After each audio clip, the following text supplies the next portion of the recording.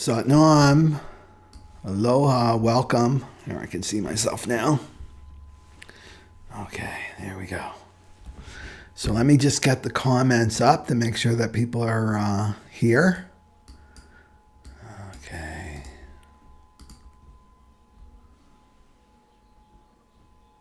There we go. Comments. So if you could leave your name, where you're logging in from, and then your human design type if you know it, and your astrology too. Great. Okay, people are here. That's awesome. Okay. So let me share the screen.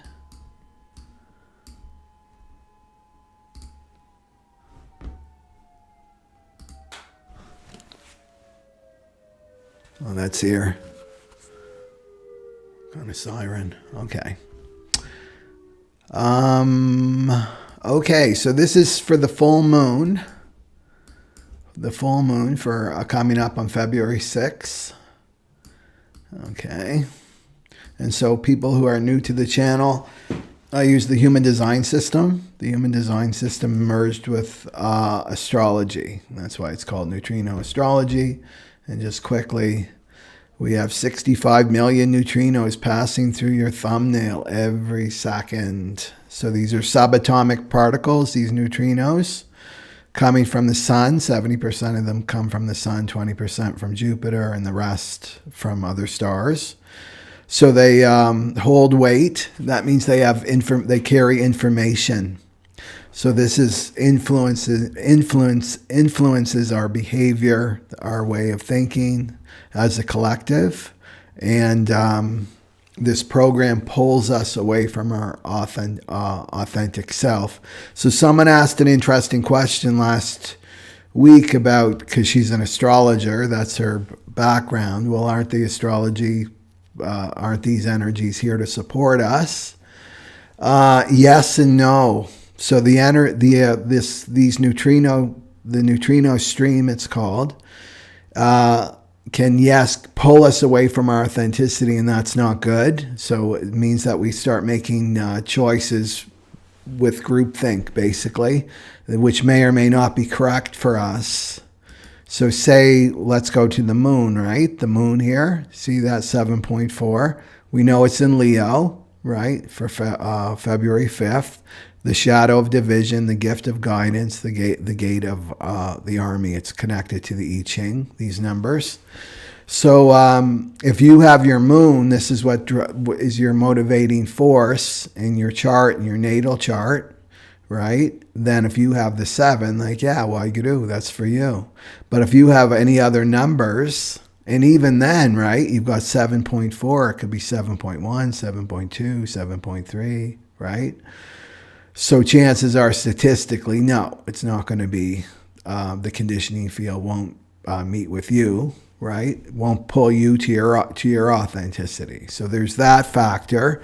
And then the second factor is, yes, we live in this neutrino stream, the sea of energy, this information field. But if we know and discern who we are, this is me, this isn't me, but I'm going to use this energy and harness this energy for my growth and evolution, right? Then you can use it. Then it benefits you, right? So it's really important now in this time, this great transition into the Aquarian age, into the cross of the sleeping phoenix in 2027, is really to know who you are. And especially if you're a generator and a manifesting generator of all the types, the aura types, you really have to know yourself, right? 70% of the planet are MGs, or generators. And when they awaken, look out, right? So you really have to know yourself. And this is this discernment, which follows with this, with the 7, right? So the other thing that people need to know is that we're evolving. I'm like a broken record here, but I really want to remind people what this channel is all about. It's not about making your life better and easier and comfortable. It's about you evolving as a spiritual being, having human experiences. You've come on this planet for a particular reason. It's time to wake up and remember that, right? So this is we're evolving as a human species, right? It's kiss Because there's no new normal. There's no going back to the old, right? We're coming into this whole new way of being. So we're evolving from a physical awareness system. This is how we experience life through our body and our five senses, right? This physical awareness system, into a mental awareness system. This is where we are now, and this is experiencing life through the mind, right? We still have the physical awareness. We've transcended, and then the mind, we've taken it as far as we can go, and the reflection of that is the technology that we see out in the world. And now we're evolving into this emotional awareness system. So we really have to make best friends with our emotions, and we don't have emotional intelligence. We've got mental intelligence, right? The mind, but the emotional intelligence is missing, and this is what's growing up and developing. So this gets developed from 0 to 7 years old. So when we start to open up our emotions, going inside and actually feeling what's going on, we come face to face with our childhood wounds, because that's the 0 to 7 is basically the emotional body. So this is what we're seeing out in the collective, right?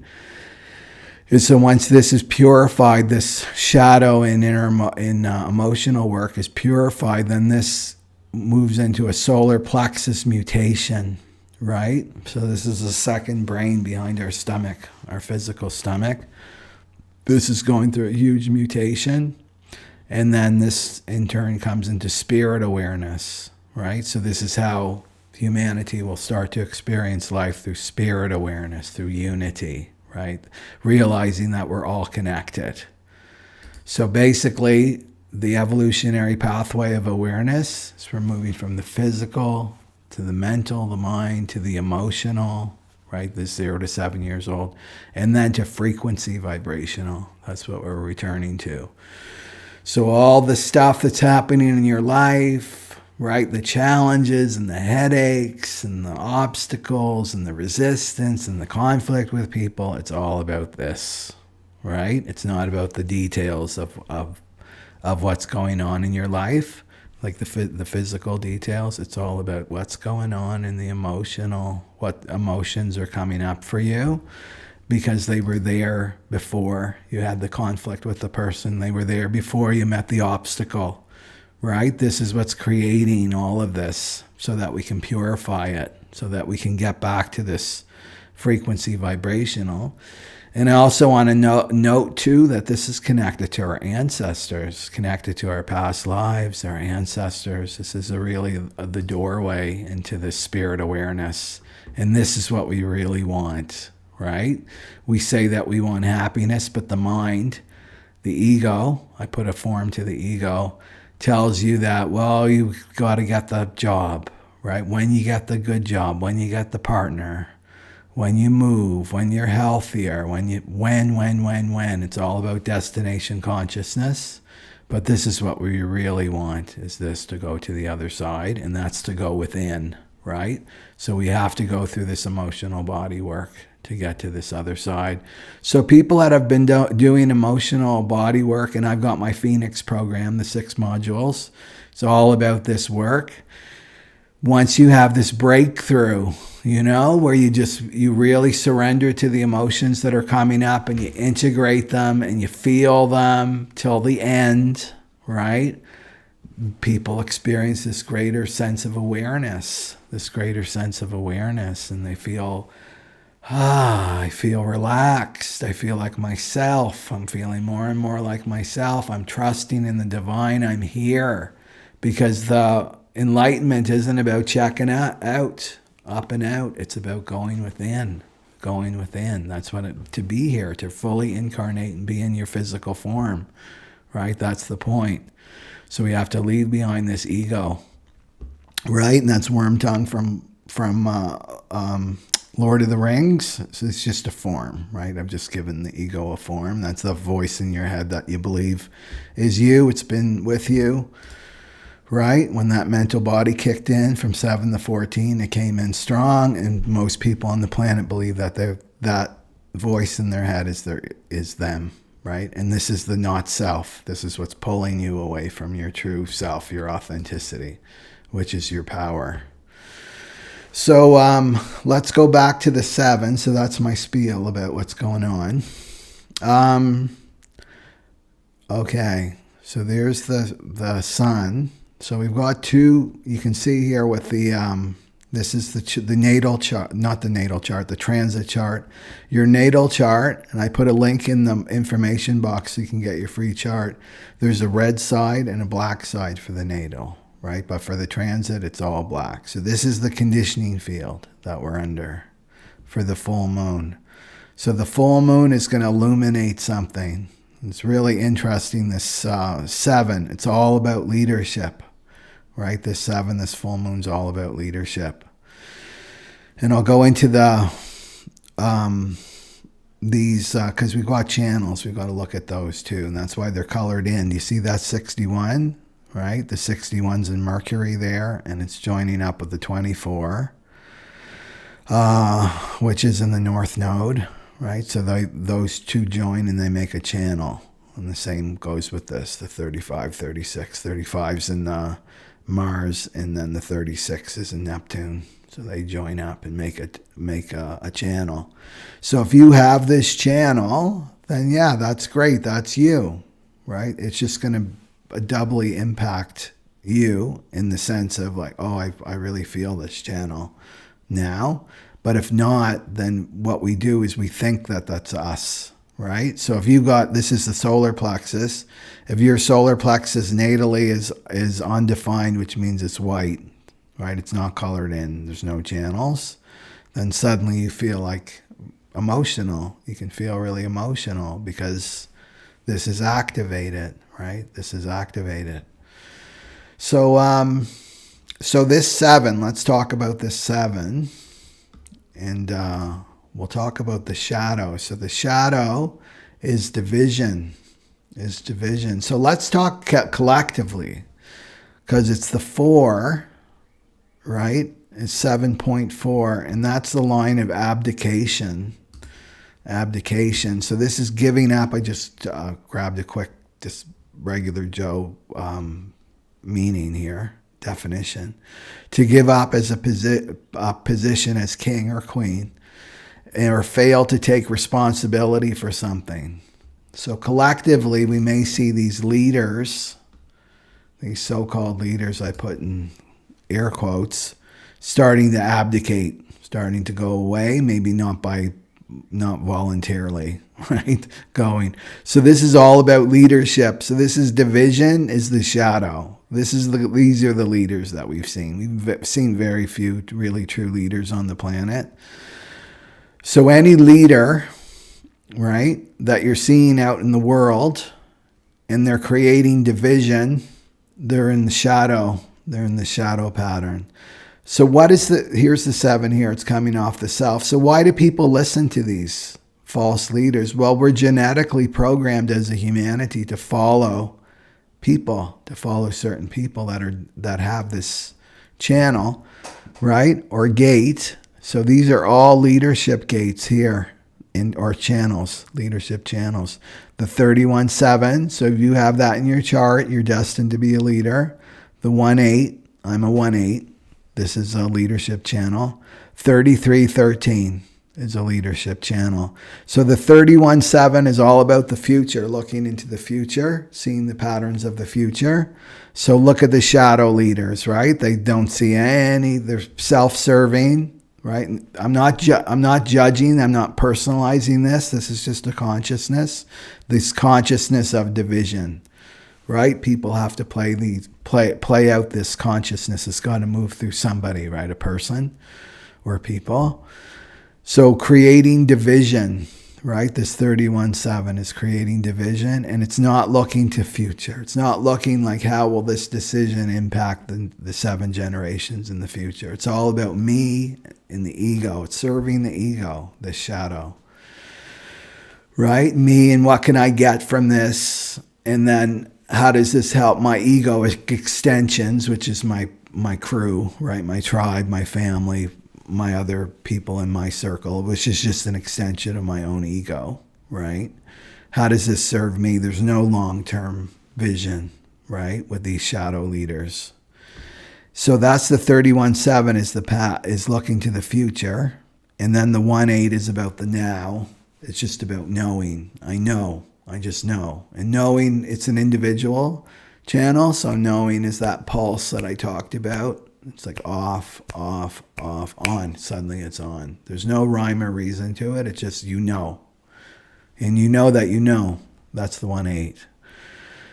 In the moment. And then the 33-13 is all about the past, looking back to the past in order to go into the future, right? So remembering history, right? Remembering our history and the mistakes we've made, right?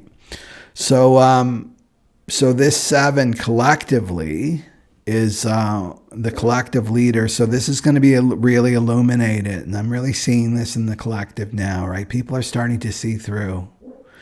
And I was wondering like how, because I've never been fooled by this. I'm a pure individual, so I'm not prone to conditioning. Like if you've got tribal channels or collective channels, you're more prone. Plus, I'm an early indigo, right? So I'm not so prone to this conditioning and this manipulation. And I remember that as a child, just knowing this person's lying through their teeth. I just knew it, the knowing, right? The 1-8. I just know they're lying. They're not speaking the truth. They've got a hidden agenda.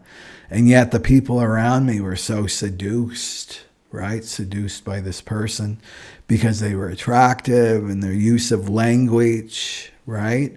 Casting a spell with their words, and there's this hypnosis that starts to take place. And I just talked to some friends yesterday, another spiritual teacher's coming down, right, charged with, allegedly, I'm not going to say that he did it or not, with sexual assault charges.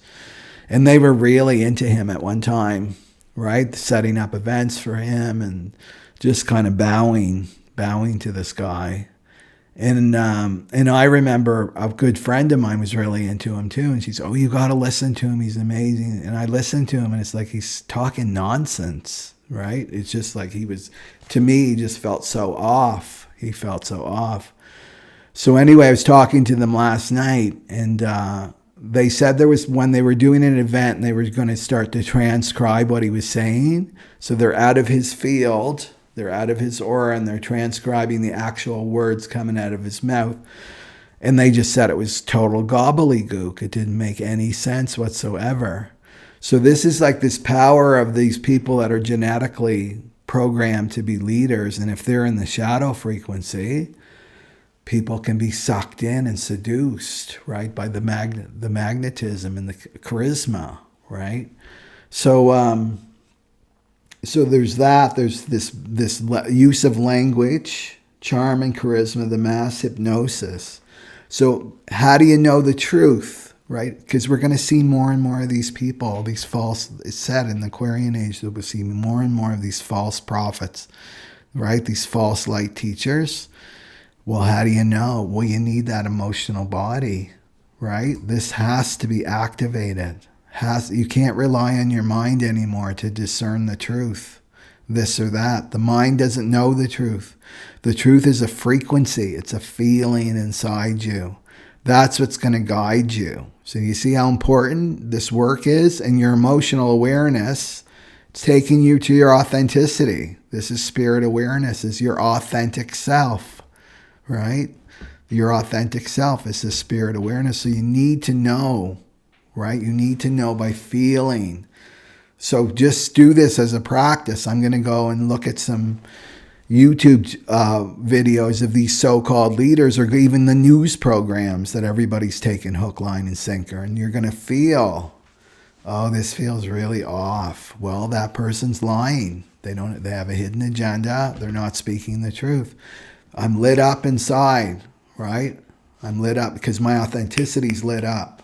Oh, this person's speaking the truth, right? Because we're gonna need to know this really, really quickly.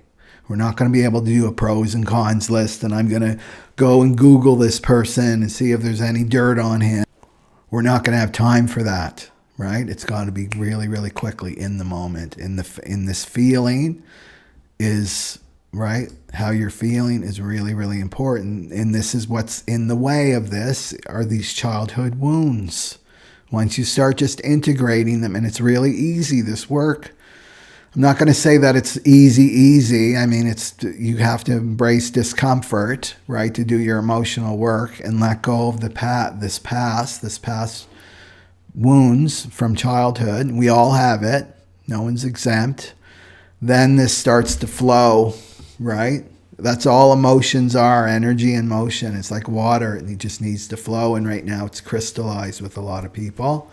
And these are the wounds, right? There's not the movement. So it's really important work right now is to do this shadow and inner child emotional work, right? So that you can discern the truth. Because a lot of people are going to be fooled. They've already been fooled by these false leaders. So creating division. So the shadow works in like I'm a dictator. Just do what I say, right? I know the way. I have all the answers. Just follow me, right? Manipulate the language, hypnotize people, follow the snake oil salesman, right? And then the other one is the hider, and these are the true leaders, but they too are in the shadow pattern, and it's I don't want to, right? I don't want to put my chin out. I don't want to be a leader. I just want to hide away. Well, that's also the shadow, right? So the gift here, let's go into the shadow, right? So there's the ego, the not self, whispering in your ear. Right? So I attract those who reflect my weakness. If I'm a false leader, I attract because the follower and the leader in shadow, it's the same frequency, right? The follower wants to just give away all their power to the false leader.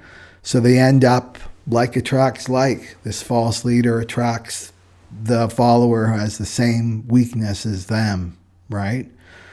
The leader wants what I want power, and then the followers, no, I don't want any power. I don't want to take any responsibility for my life. And then the leader steps in, the false leader, well, I'll take complete responsibility for you in a negative way, meaning I'll control and exploit you. So I must give my authority over to another or become someone else's authority. And we have to know this as true leaders, right? Is to carry someone. You can't carry someone. This is going into sacrifice, right? And wherever you pick them up, when you finally this person isn't changing and they're so dependent on me, and you finally just let them go and put them down, they're going to be exactly in the same place that you picked them up, right? It doesn't serve anybody to go into sacrifice and take responsibility for another person, another powerful soul. Right? So as true leaders, you want to be teaching them the fish. That's empowering them, not to have them dependent on you.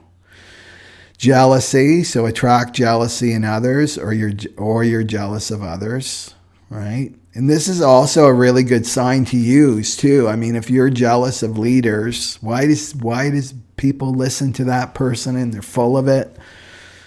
Well, it's showing you something inside you. It's like something that's undeveloped, right, within you. It's if I'm jealous of that person, that means there's a resonance, right?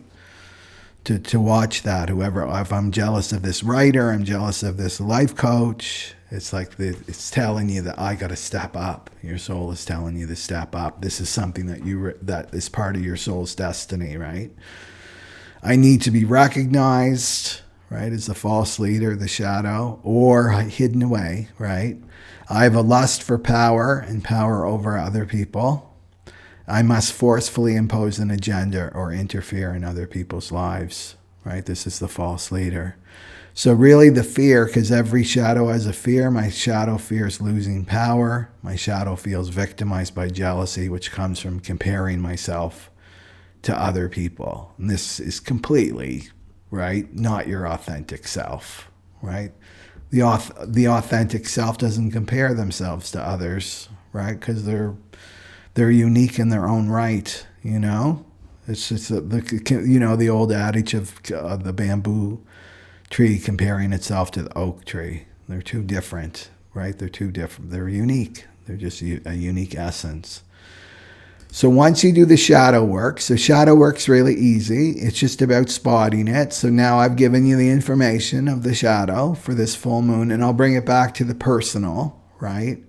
Is the individual, is you see it, you start to see it because it's now in your mind, right? And it's going to go back in the subconscious and start working. You may have a dream, or most likely just see it out in the external world. It's like, oh, I so see this shadow of division.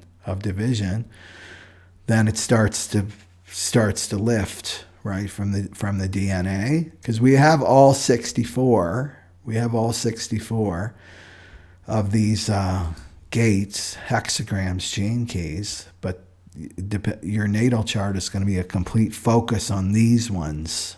These are the key ones for you, but we have all of them. So do you see we can use this energy because we all have the 7. So it's about seeing it in action and then feeling it. Oh yeah, I've been a follower and I followed that false leader, right? And there can be shame about it, and there may be anger about it. You know, you see this with people who follow spiritual teachers that fall from grace.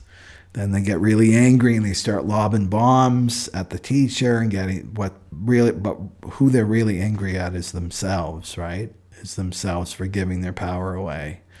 So then that next step is the feeling, just feeling it, letting it come, because every shadow comes with like a charged emotion that's connected to victim consciousness, and then feeling it, and then it moves into the gift. And the gift is guidance, virtue, the 7. So you can see we've gone to an expanded state of awareness, away from the ego, expanded into this other state of consciousness. And so what is the true leader here? Is a wise, free leader, aligned with future trends, the 7, because it's all about seeing the patterns, where we're headed in the future. And these are just gifts, right? And empower others to lead themselves. So not fostering codependency. And recognize that I've been chosen by the divine as a leader, right? So to be the heart of the collective. So you can be the voice of the collective, that's the 31, or you can be the will of the collective, that's the 21. But the heart of the collective is the 7. And listen to the group's needs without judgments. So, right, these false leaders that are in division, they're in a little bubble. They're in a bubble, right? They're totally in their own ego bubble, completely disconnected from the people that they're supposed to be leading, right? So this is listening to the group's needs, so being connected to the collective, right? Leading through inspiring others, right? This is about leading through fear and power over, right? This is leading through inspiring others. And I'm virtuous and I live to my my excellence. So what are some examples of this word virtue? Well, so honesty, that would be a good virtue, right, for a leader. Following through with what they say in their promises, keeping to their word, not lying, saying one thing to get in, just to manipulate people. Okay, now they've picked me. They haven't even picked me as a leader. I'm just buying my way into leadership, or through nepotism or something, right? Through compromise. So integrity would be like, just think of what virtues you would want to see in a leader, right? And we're going to bring it back to you. Honesty, integrity, following through their word, connected to their heart, right? This is the full moon. It's in the 7. This is Leo. It's connected to the heart. This is the heart of the collective, and that means to have empathy for the people that they're leading, to actually feel what the people that they're leading, what they're going through, like that understanding, right? A good listener, because the 7 and the 13 are connected, right? These are programming partners, and the 13 is down here. This is about listening to the needs of others, right? Let me see here. The long-term view, having a long-term view. Integrity, honesty, leading by the heart, understanding the needs of others, empathy, and empowers you to lead yourself rather than binding them to you. So those are some things for virtue, for a high-frequency leader. Right? So this shadow makes us think in hierarchy.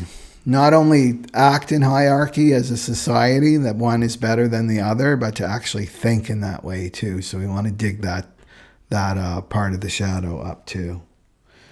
So what about you? Okay, well, you may say, well, I don't have that 7, Michael, and I don't feel like I'm a leader. Well, you are, but maybe not in the formal sense. It starts, like, let's bring it back to the individual, is to lead yourself, So what does that mean? That you have to lead this ego. You have to lead the mind. You don't let the mind and the ego lead you.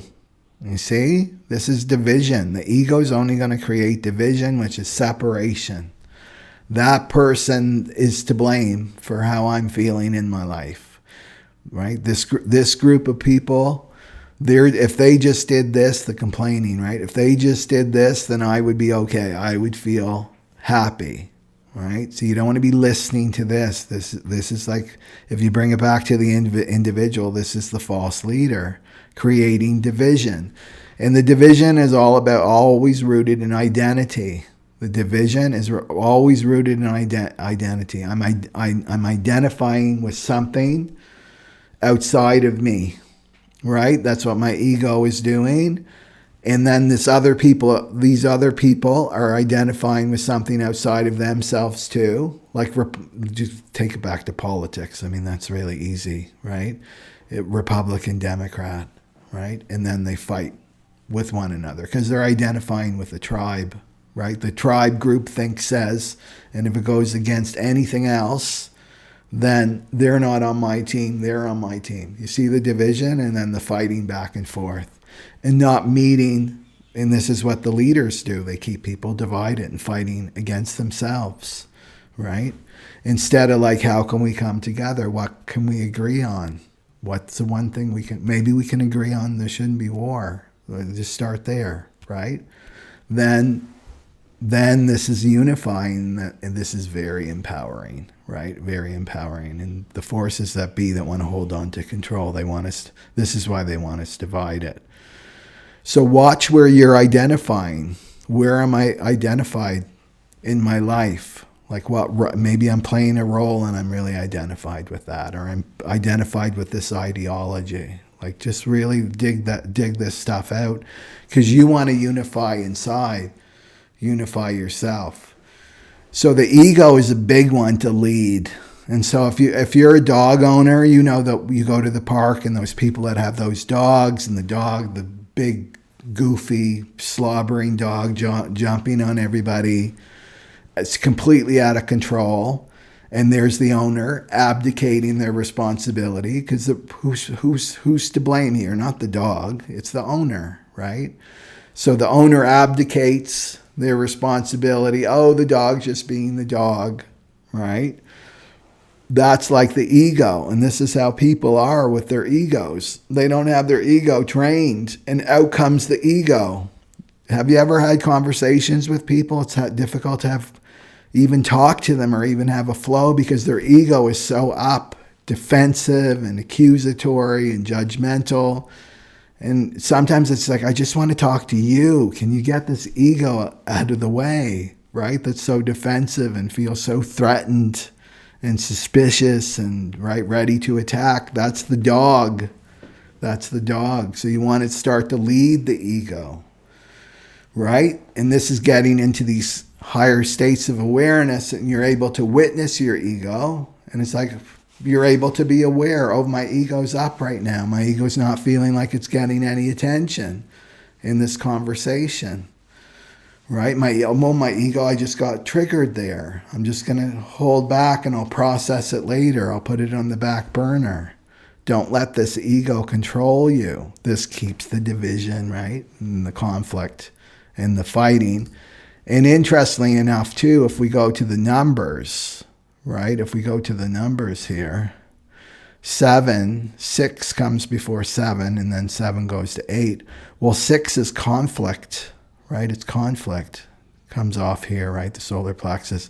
That's the shadow of conflict, the shadow of division, and then mediocrity is 8. And that's all about homogenization. So the division, you can see this conflict, shadow, more shadow, divide us, right? And then the next shadow is bring us together in mediocrity. Bring us together in our 15-minute cities, and we're all eating the same foods. We're watching the same, we're taking in the same information. We're becoming this homogenized blob, which takes us completely out of our power. We're not in our authenticity, you know? So you want to watch the division is always rooted in fear. This is, right, rooted in fear. And then the promises, right, of the shadow, these shadow leaders is convenience, right? I'll take care of you. We'll do what's best for you. It's for your safety and security. As soon as you hear these words, these are trigger words. Okay, what's this really about? I have to go inside and really feel if this is legitimate or correct for me. Right? So abdicate. So you don't want to abdicate your power with this, the full moon. This full moon is illuminating. Where are you abdicating your power? So we'll go through the astrology, and this will give you some hints on where to look. Where am I abdicating my power? Right? And remember not to go into blame and shame, because we've been conditioned. We've been conditioned from day one to give our power away, to abdicate our power, or power over other people, right? And this has to end for the age of Aquarius. 1222. Okay. So I'll go to the tarot reading first, but I just want to take a little breath here and see if there's any questions and acknowledge people. Okay. Okay. Satnam, love, heart, light. Looking forward to another powerful few hours. Open mic, Ibiza, Satnam, Olga, yay. From Michigan, Florida, Shaima, Netherlands, Satnam Chava, and Christina, and Gabby from Austria, embracing the new. Yeah. Okay.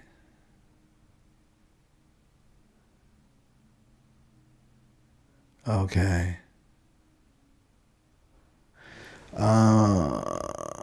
Jeanette, Satnam, Lindsay, Lori Brown, Satnam from Santa Fe.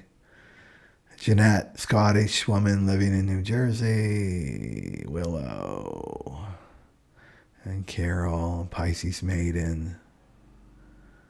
Oh, Pisces maiden got some wasp medicine. Maybe Pisces medicine's got to feel some anger. That's what wasps represent.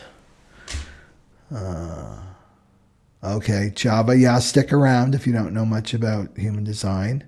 Projector, Carol. Projectors really need to know this, right? Because we're the new leaders for this new age of Aquarius, but it's a very humble position. Okay. Angie B, Suzanne, Jennifer, Lori. Yeah, Lori, that's a good point, eh? This is up for us students divided by gender and trying to gain power through oppression of the other. That's the total example of this shadow of division. Cooperation, not competition. No leaders. Lead yourself, Captain. That's right. And then when you start to lead yourself, Rachel Reed, then you'll know who's the true leader, who's not. Right? We're not victims. We're not victims. And then if you choose, okay, I'm going to choose to follow this person, right? Then you take responsibility for it. It's all about not abdicating your responsibility, making your own choices. Okay. And then Stephanie Satnam. Okay. So let's just quickly look at the tarot and see what the tarot has to say. So I took this just just before I hopped on, so it's fresh. Okay, I'll just get my cards here. I like to hold them when I'm talking about them. So this is where we are now. And isn't this fun, eh? It's the full moon in Leo. In Leo, we always think of, oh, the ego's creativity, and it's the inner child, and it's happy and optimistic and ruled by the sun. That's all true, right?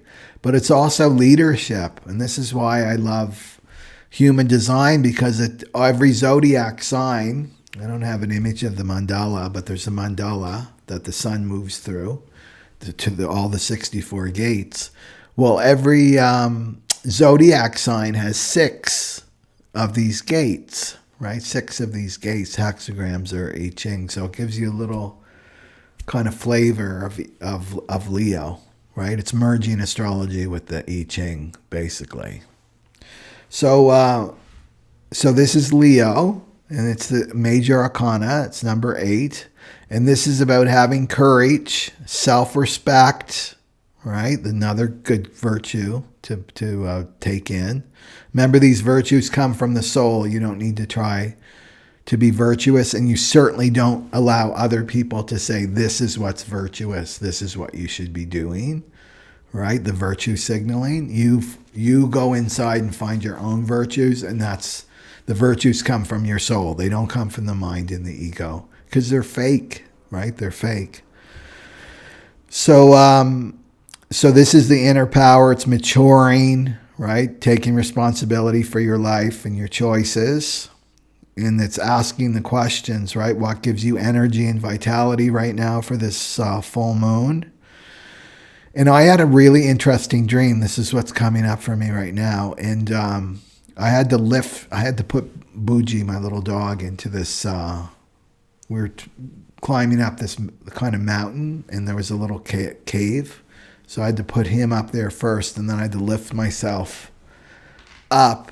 And so I knew I could do it. It was really, really easy, but I was so weak, like physically weak. It's like, oh, I'm really, really weak. I can't even lift myself up. And then my intuition, or my guide, higher self, was saying, it's the negative thoughts that physically weaken you. The negative thoughts are physically weakening you. So it goes right down to the physical, and that's muscle testing. I was thinking too later, right? So what gives you energy and vitality, right? So it is to stay optimistic that all of this will end well. It goes so against, the trajectory of where they want to take us is into this dystopia, goes against natural law. That even if it is implemented, it won't last very long, right? It so goes against natural law and the human spirit.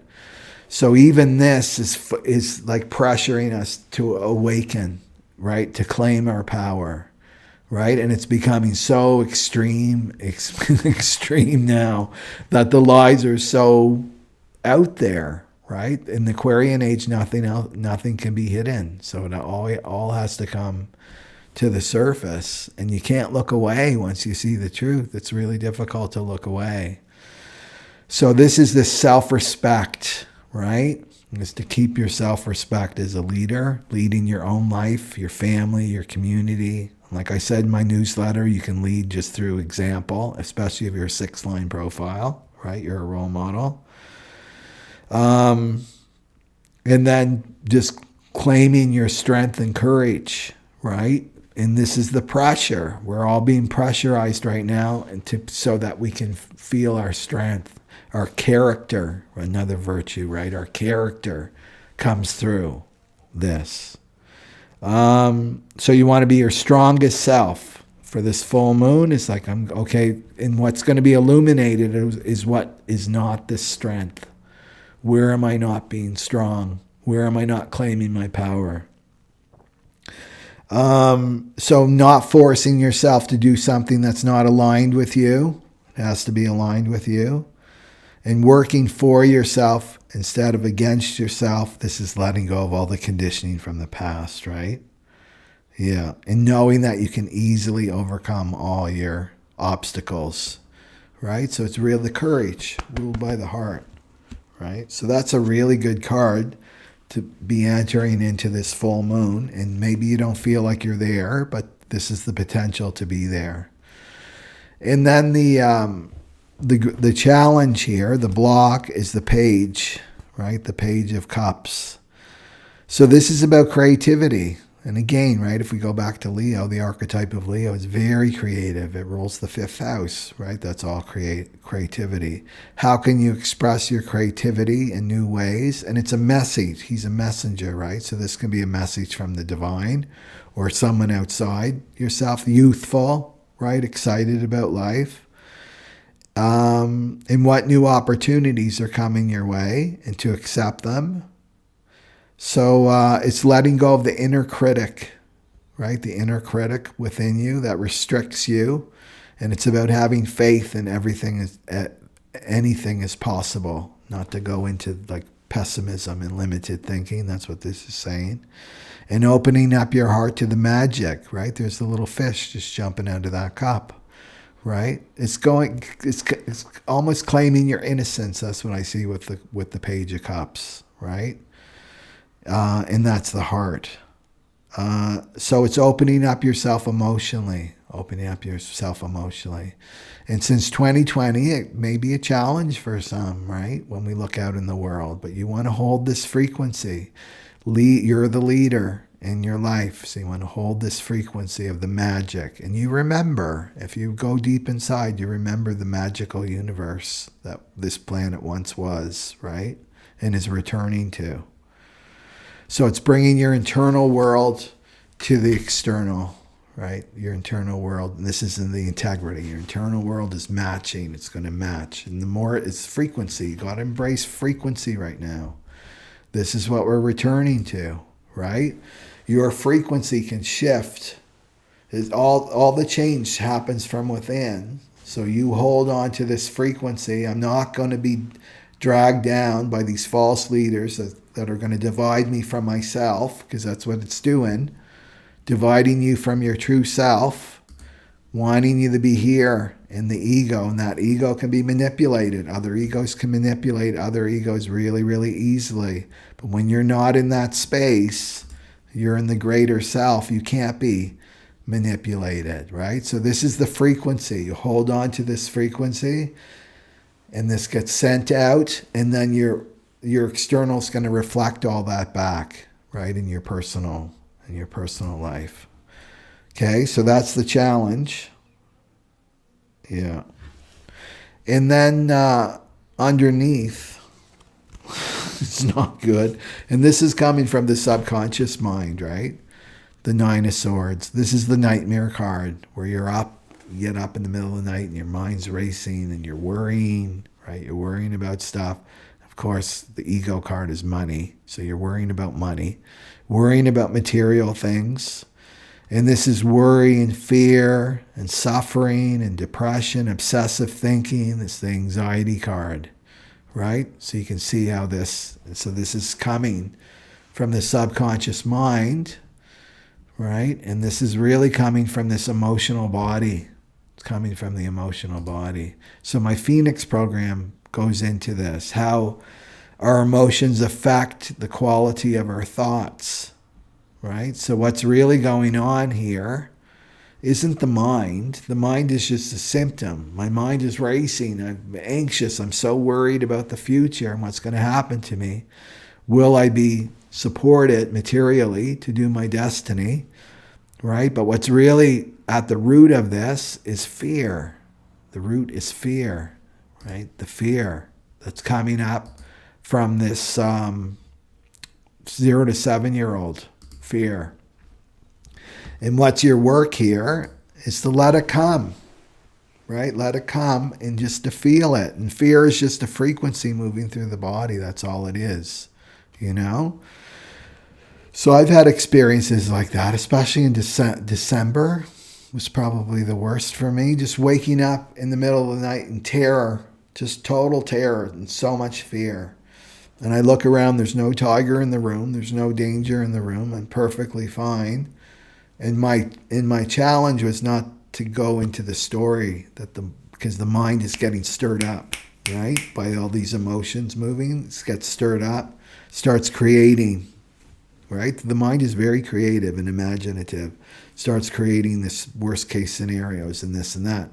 In my sadness was to stay neutral, and I'm not going to attach to the story. I'm just going to feel what's coming up. And these are old, not just childhood wounds, but ancestral wounds too, past life memories coming up to be cleared, right? And so you have to remember that. That's the discipline. I'm not going to create a story about this frequency moving through my body, which is called fear. And the thing is, we want to start, especially the generators, manifesting generators, you want to start responding to life. You don't want to be reacting to life. We want to move away from that, reacting from our emotions and making decisions that are not good for us. And this is when these false leaders can come in and manipulate. We'll get rid of your fear, and that's impossible. What it's doing is manipulating your mind and your ego. Oh yeah, if I do this, if I just give away all my freedoms, then I'll be safe. You don't want to get caught up in that trap. That's the money trap, right? What we use money now for is security. Well, if I have this much money in the bank, then I'll be safe. I'll be secure, right? So you don't want to fall for this. You want to stay with the divine, your divine self, with your soul. That's your true security. Yeah. And this is going to weaken you, like in my dream. It's going to weaken you physically. You're going to be out of this strength, and will just drain your strength away, right? If you go and listen to the mind. Just feel it. That's what you do. That's why it's coming up, to be felt. It's your evolution. And then at the top, the spiritual lesson is the Wheel of Fortune. The Wheel of Fortune is going your way. The wheel is moving. Sometimes the wheel is like, oh, there's a lot of contraction right now, especially with, I talked about this in that last video, right? Pluto in the 60, that's limitation. It's there for a while, right? But this is saying that it's moving forward. And the Wheel of Fortune it never moves back. It never goes back. It's always moving forward. So it's taking you to another cycle. So this is karmic, the end of karma, and the new cycle, a turning point destiny. And it's asking you to look at, like, what did you learn with the ebb part, right? With the ebb part, maybe you were short on cash and finances, right? Like, we use that as an example. Well, what did you learn? Oh, I really learned that it came through. I didn't have like an abundance of money, but everything was covered. Everything was covered last month. Everything I needed was there for me. Just in a little tiny bit left over, maybe a little tiny bit left over, but everything was covered. And it showed me my attachment. I let go of my attachment to the material world, and I really got closer to the divine, to my divine self. To ask yourself that question. And how do you feel about change? Because this means change. Do you resist, or are you going with the flow? Right? And it's moving you out of your comfort zone. Right? So whenever you're feeling the discomfort coming up, that means you're growing and evolving, and not to avoid that. The mind will want you to avoid it. So this is good news, right? Very, very creative. And then the actions taken for this full moon is the Ace of Wands. And this is inspiration. The aces come really, really quick. It's beginnings. So whatever is inspiring you, whatever is inspiring you. So do you see this time is really connecting to the frequency, learning about frequency. So this is new beginnings. Right? New beginnings, it's inspiration, and what's inspiring you right now, right? These are the doors that are illuminated for this full moon. What inspires me? What new opportunities are available for me? How can I truly follow my passion? Right? So it's saying to stay up here and let this go, right? Not being anxious about money. This is the trap. You have to remember, as a spiritual being having human experiences, the negative forces want you here, right? Trapped in this material realm, right? And you're, as a spiritual being, it's like you're in a video game, right? The traps are there, and the big trap, the big carrot, is money temptation or relationship temptation, right? Right? So you got to keep your eyes, as a leader, you got to keep your eyes, this is where I'm going. I'm here to do my sole purpose. I'm here for a reason, right? I'm not going to be trapped here with this money temptation and this promise of false security. Yeah. So you want to grab the wand and start to create magic, right? And so this is the feeling again. You'll just have these inspired thoughts that come to you. And this is the creative spark that you need. Yeah, and about taking risks. The Ace of Wands is also about taking risks. So it's facing the challenges with the confidence, back to this full moon Leo. So it looks like things are moving forward. We had all this time to reflect, right, with the retrograde planets, and now it's time to be moving forward into the Aquarian age, to contribute, right, with your gifts and talents. And anything else to say about this money trap? What else do I have here? Spiritually test it. Follow your intuition and your heart, and the money follows you. Have faith in the divine, not the promise of false security. There's the ego trap. Okay. Okay. Thank you, guys, for commenting.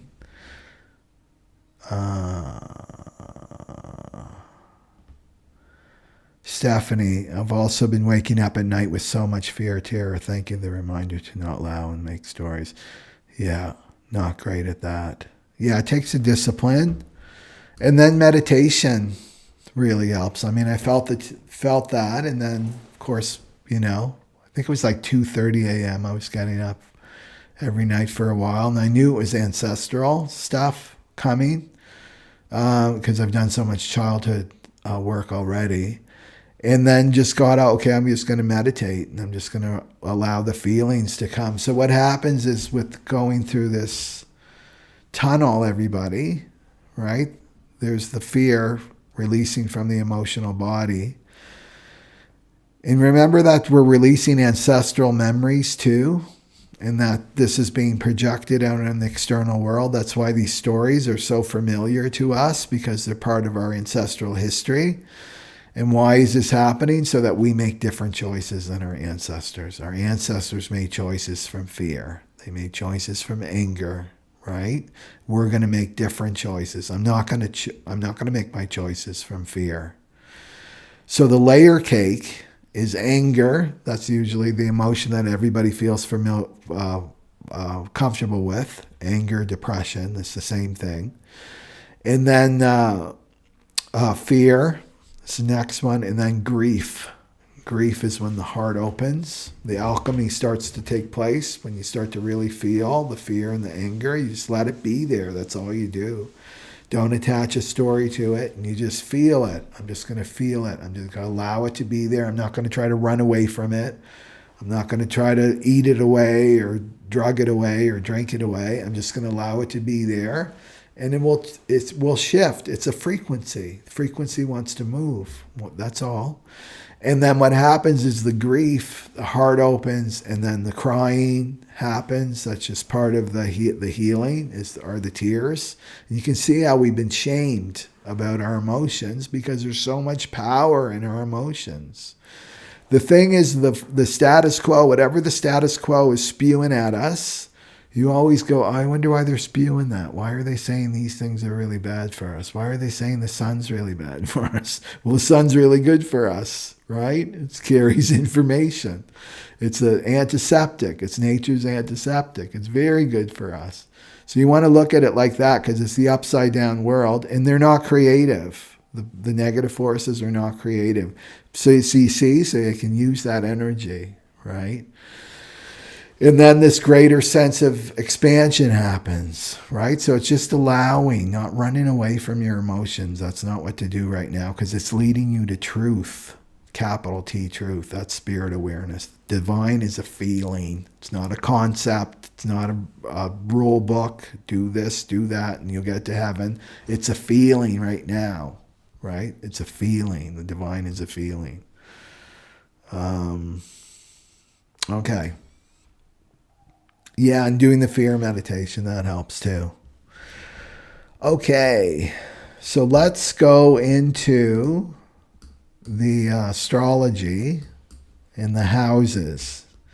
And this will hopefully give you some information on, let's do the overlays here. Okay. And that's what we really want, is that feeling of the divine. But the ego has us, right? It's a destination consciousness in the future. And the cross of the sleeping phoenix is that we're coming into the eternal now. It's here now, right? This experience of your divine is here right now in this moment. Okay. Okay, here. So where do we want to start first?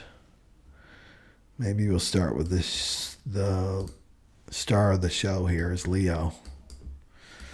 Okay. I just want to get my wheel out here. Okay.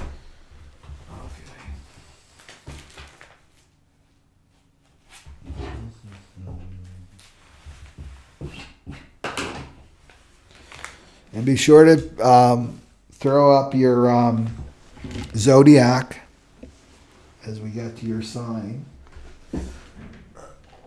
Okay. There we go.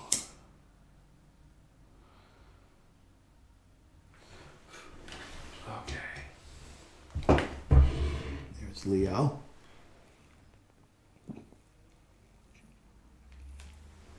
So this is for Leo, rising sun or moon. And the shadow of division is in your first house. So if you don't know about this shadow pattern or this system and how it works, maybe you're a Leo and you just jumped on this channel for the first time, go back to the beginning and to watch more. And how this can help you too in your evolution. Okay. I just want to do some cards. So the first house is how you show up in the world and the actions you take. So the question is, are you hiding from being a leader? Right? Are you giving your power away to other people? Or are you powering over other people? Okay. So let's do a card for Leo. What's the card for Leo? Tell me the card for Leo. That one right there. Okay. Okay. Let's see what the ego says. So it's how you're approaching life too, is the first house. How you show up in the world. And you got the 10 of Wands right there, the 10 of Wands. So this is burdened. Right, burdened, overwhelmed with hard work. How you've been showing up in the world. Maybe you've been doing everything and you haven't had a lot of support in your life. You know, Leo's the king or queen. Right? That's doing everything, and also the king or queen doing their own dishes. That kind of doing their own housework. Okay. And what's the ego trap for Leo, please? What's the ego trap for Leo? Okay. Okay. So the division is taking on these extra burdens, but the great thing about the 10 of Wands, right, where you have 10s, is completion, right? It's a completion. And this is about taking on this is not about abdication for Leo. Leos aren't. If anything, Leos take on too much responsibility, and that's what the Ten of Wands is saying, that you've taken on too much responsibility. Especially if you're a leader, you have to really be aware of your energy, right? And we can't carry people. In the old times, yeah, we could carry people, but not now, not in the Aquarian age. So to ask yourself, where are you taking on too much responsibility for other people? I feel responsible for them. I've got to fix them. I've got to take care of them, right? That is necessary. And you want to empower people. You want to teach them to fish. You don't want them dependent on you. That's just going to drain your energy. And then you want to ask yourself too, because we always want to go back to the child, right? That 0 to 7-year-old back here, the pathway of awareness that we're moving through. Well, maybe you've been conditioned, right? Maybe you've been conditioned as a child, emotionally imprinted here, and there was a payoff. There's always a payoff. This is like going into sacrifice. If I'm overly focused on them and if I fix them, then I'll get. This is the bargain. If I do this, if I sacrifice my authentic self, then the bargain is they'll give me love. They'll give me attention, whatever it is, right? So there's a payoff. So you want to be digging this out because this is dividing you. It's a division because this is a false personality that gets formed, right? From 0 to 7 years old. These are these identities that get formed that aren't us, right? They aren't the true you. So the Ten of Wands, Leo, also says to say no. You've got the right to say no on any new demands or projects. So you're the opposite, right? This shadow is about abdicating because it's the fourth line. It's abdicating your power, right? So this is about taking your power back, not giving it to others by taking on their burdens, taking on their lessons, right? So you don't want to take responsibility for other people's actions. To lead is to, by example, and also, especially as a projector, projectors need to know this, when invited, right? When you're recognized and when you're invited, and then you give the guidance. That's the gift of guidance as you see it. And then you let it go. You don't get hurt and offended if the person doesn't follow your guidance. That's their actions. That's their choice. You just let it be, right? You let it be. This is a big lesson for the projectors, this one. And then there's a blockage and there's a suppression of enthusiasm, right? Maybe you've been working really, really, really hard, Leo, for a while now. So there can be this suppression of your enthusiasm. I'm a Leo rising moon, and I felt it when Mars went retrograde, like the late September. It's like I could really feel this optimism was it wasn't there anymore. It was because I was being called to go within and to get really clear on how I want to serve, where I'm being called to serve, right? By the divine. Yeah. So knowing what's yours, it's this person's responsibility, what's my responsibility, and I don't need to carry that person because it's going to be really burdensome, right? But it's coming to an end, your old way of working. That's what I see here. And it's going to affect your body. The first house is your body, so tension in the body. Heart, right? Leo rules the heart problems. And then the ego card is suppression. So that fits there too. So suppression. And suppression is just not letting the energy flow, that emotional energy flow. And this leads to distortion. When you don't let energy flow, it leads to distortion, right? And this is where the mind gets distorted in how it views, right? So you're not allowing this energy to move and you're feeling burdened, and then suddenly all you see is all these people to fix, right? That's the distortion. Do you see how it affects your perception of the world? When you're in shadow, that's all you see, what you are. So if you're in shadow, that's all you're going to see is shadow. You're going to see this division. And it's also telling you what you don't deliver will destroy you. That's a big capital T truth right there. Whatever you don't deliver, which is your authentic self, where you're not being real and authentic, right, will destroy you. That energy turns back on itself, right? And this can come through illness or mind problems, things like that. And just because it's the first house, it's gonna show up in your body, right? Yeah, and not listening to your intuition. Suppression too, not listening to your intuition. And your intuition may be telling you, no, that person doesn't really want your guidance, right? They're not interested. And there's the mind, it's like, I got to fix that person. Meanwhile, you got 20 people behind you that really want your help, right? And you're focused. That's the mind and ego. I'm focused on this. And it goes back to childhood, right? Back to childhood, because you wanted to fix one of your caretakers. And you were born into a family where they're not interested in spiritual growth. They're not interested in, healing and growing. That's how it works. The black sheeps they incarnate into these family lines that are not interested, especially as a projector. They're not interested in anything you have to say. You could have gold for them, right? Like a treasure chest full of gold falling over, and you're giving it to them, and they can't see it because that's their soul contract with you, right? So it's about letting this go, this burden. That's what I see. And stepping up as a leader, and it's keeping you divided. I've got my inner child, right, with this wound that wants to be resolved, and then I've got this other part of me, the adult, the spiritual adult that wants to move forward on my destiny, right? And you're divided, and your energy's divided. Yeah.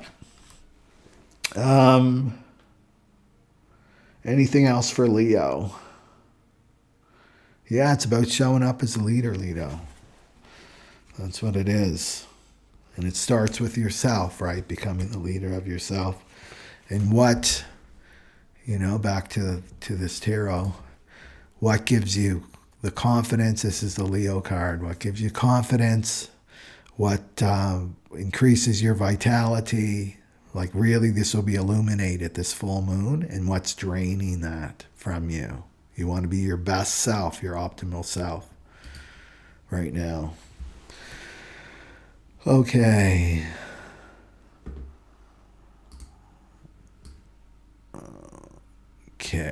Okay, so let's go to Virgo. There we go.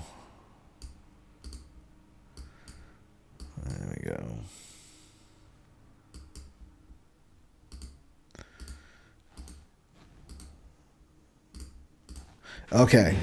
Virgo, rising sun or moon. For this.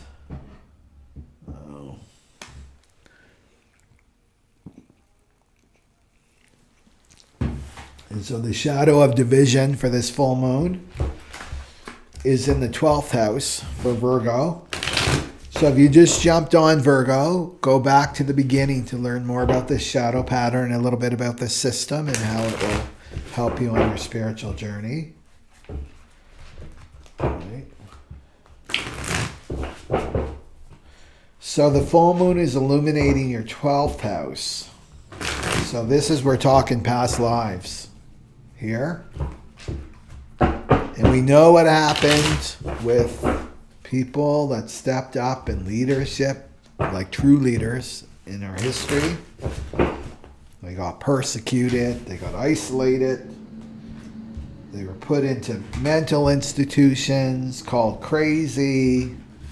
The channelers, right? The channelers, the healers.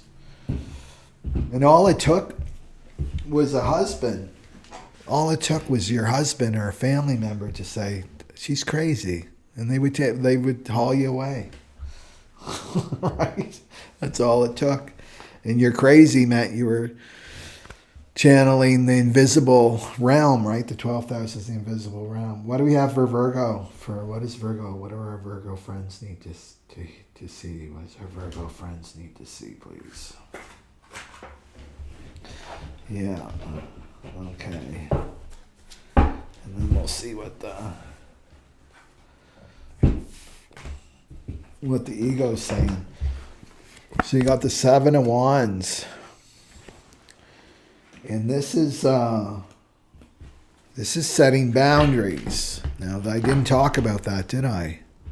With this 7, right? So this shadow of division, keeping people divided. This is a leadership, right? Gate, gift of guidance. Well, that's part of the healing. The shadow is setting boundaries, right? Setting boundaries for yourself, standing up for yourself. So you may, Virgo, you may be being really called to lead, to be a leader. And what's coming up are all these fears, right? The fears from your past lives, fears from your ancestors, right? Can come up like, oh, like this memory. And maybe it makes no sense at all. I have this memory of being like, I feel so claustrophobic. I don't know where this is coming from, or I have such a fear of water. It will be coming up out of nowhere with the 12th house. And it comes up when I have this, I know I'm being called to be a leader, right? To really step up. Well, you go to your past life. You were drowned or you're burned at the stake. You know, like all the horrific things that happen to leaders and healers and truth tellers. Okay, what's the ego card for Virgo? What's the ego card for Virgo? This one right here. Yeah, okay. Yeah, okay. So we're talking past life stuff here. That's what I see. And the great thing about the 12th house, when things fall in the 12th house, it means that there's a completion, right? The completion, that this cycle is ending for the Virgos. And remember, Virgos want to be perfect, right? They want perfection. So they can be really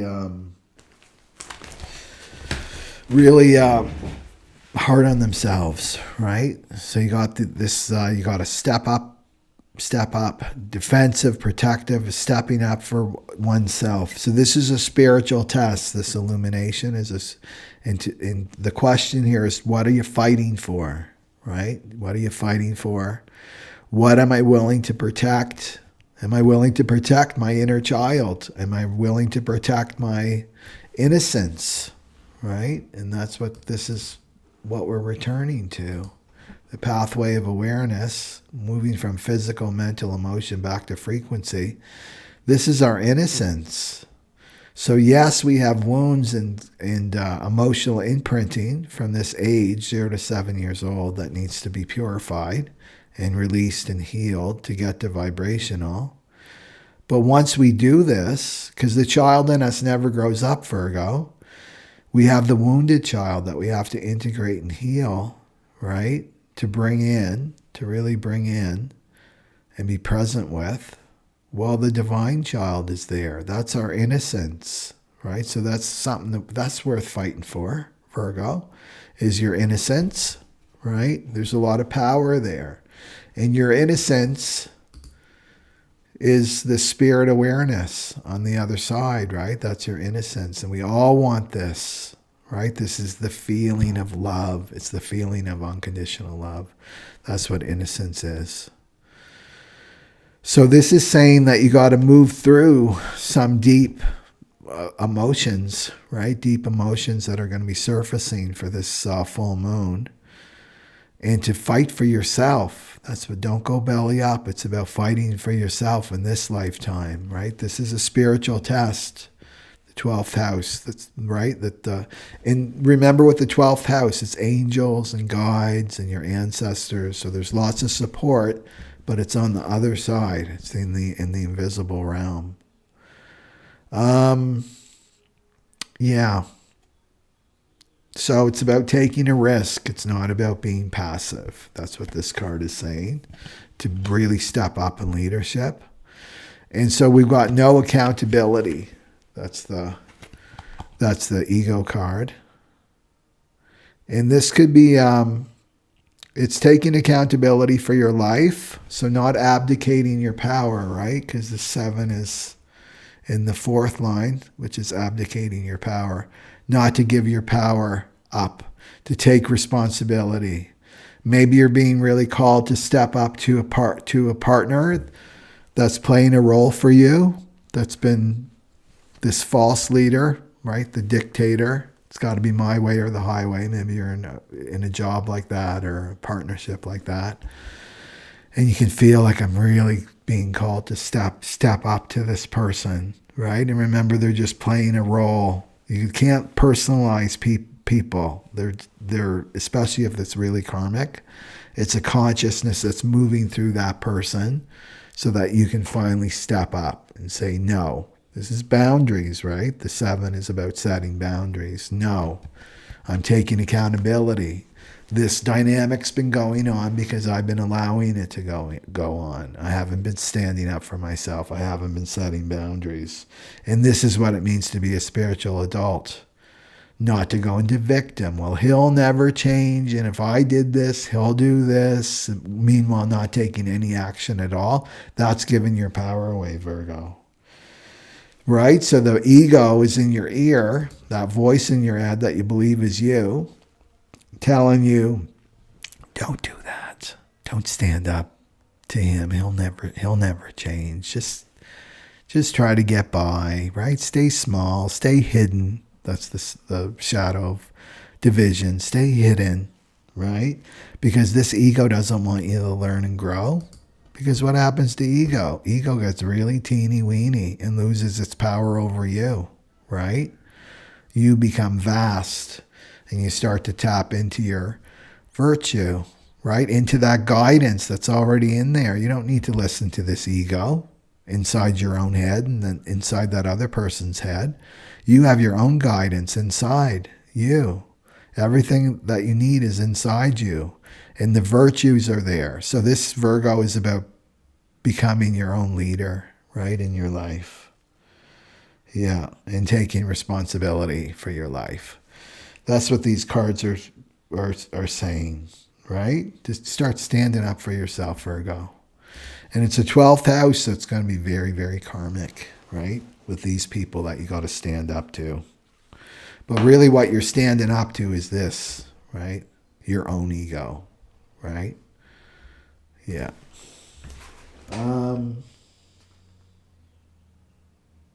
In letting go of this identity, the 12th house is also about self-undoing. So letting go of this old identity. Well, I'm just a follower. I don't rock the boat, right? I keep it, I get along, go along, right? And maybe you're letting go of this identity, this old identity. Your soul is like, this is done. You're over this. It's time to step up now in this lifetime. Okay, so that's what I got for Virgo.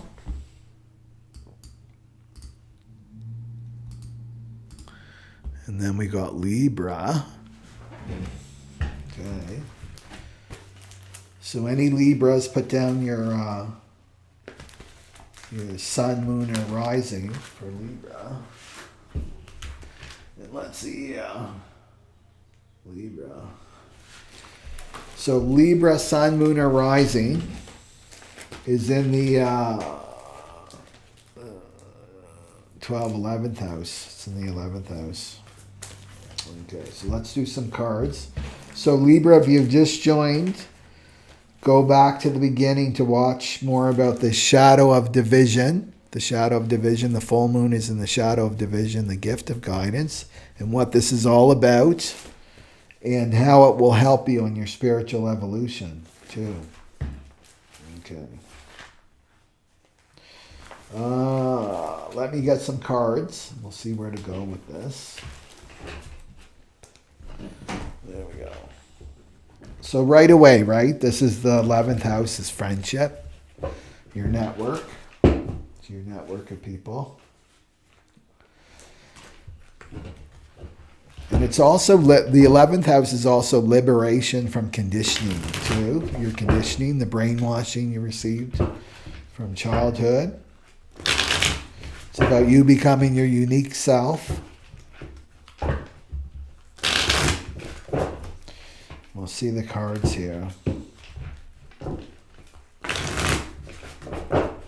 So you may be being called to be a leader in your friendships, with your friendship. People are looking to you for leadership, for guidance. And maybe you're hiding, Libra. Hiding. That's another part of the shadow pattern of division. You know? Or you're feeding into this divisiveness, like when, you know, your friends are separating a little bit and like maybe fighting. It's the gate of the army, right? So it's like soldier gathering, these false leaders, to not fall into this trap. Because remember, the true leader is all about unifying people, bringing people together. Okay, what do we have for Libra? What does Libra need to hear? Our friends. Okay.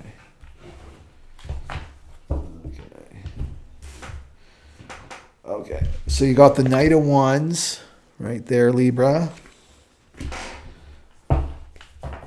There's Sagittarius. The Sagittarius rules, so it's fire, right? It's energetic, it's passionate.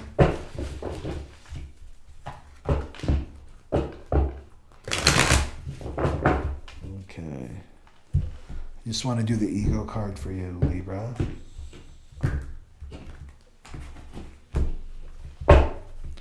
And maybe you've got a false leader in your, maybe you've been abdicating your power just because you're watching this channel. What do we got for Libra? What do we have for our Libra friends for the ego trap? This one right here.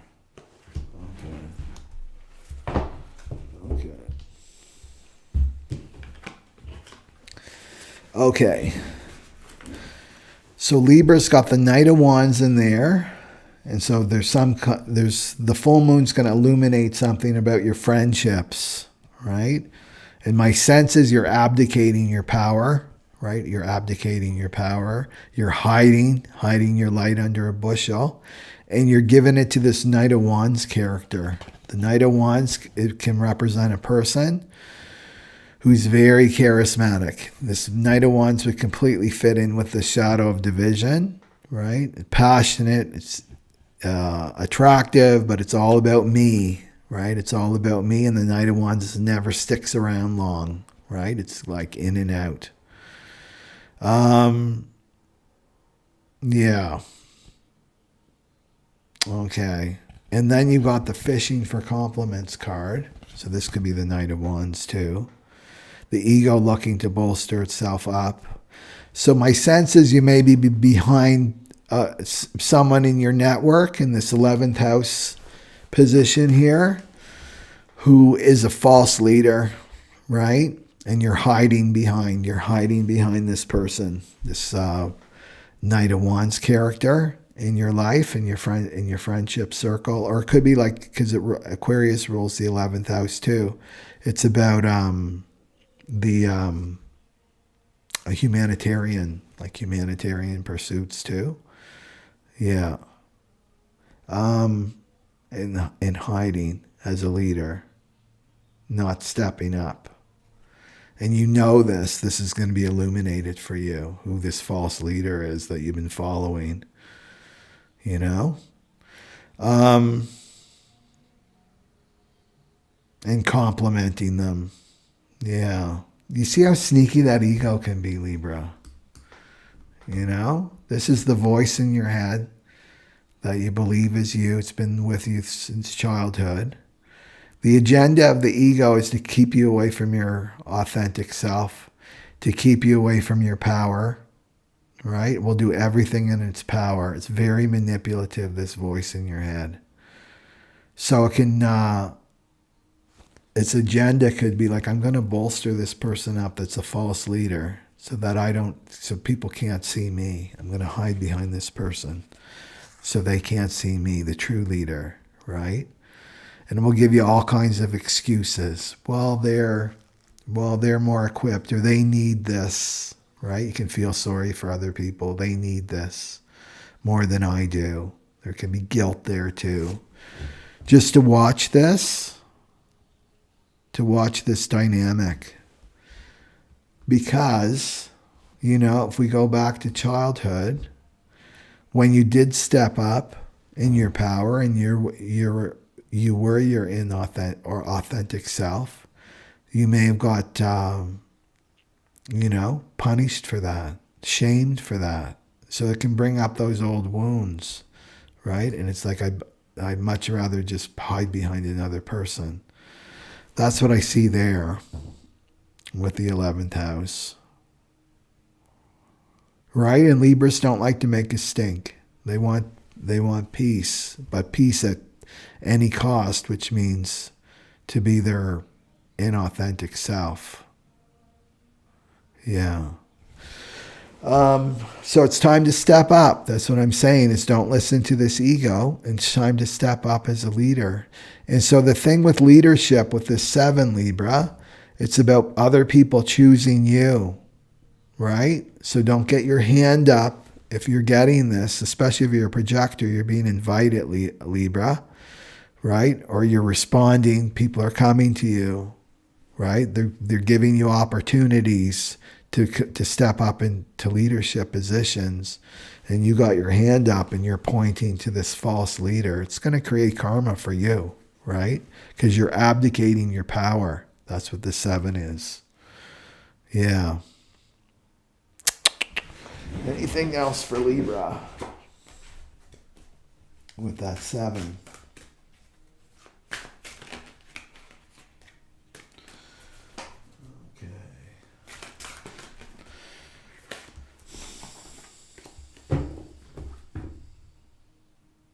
No, that's all I got for Libra. Okay. So let's go for Scorpio, rising sun or moon. Okay. So you can go, if Scorpio, if you've just come to this channel, to go back to the beginning of the video to learn more about the shadow pattern. So the full moon is in the shadow pattern of division. Okay? And it's in the gift of guidance. It's connected to the I Ching. So it gives you a little bit more, some kind of different information for this full moon, but also helps you to grow and evolve as a soul. That's what this system's all about. So we've got Scorpio rising sun or moon, and it's in the 10th house. Right here. So this is all about your career. Okay, what do we got for Scorpio? Our Scorpio friends. What do we have for our Scorpio friends, please? That one right here. Oh.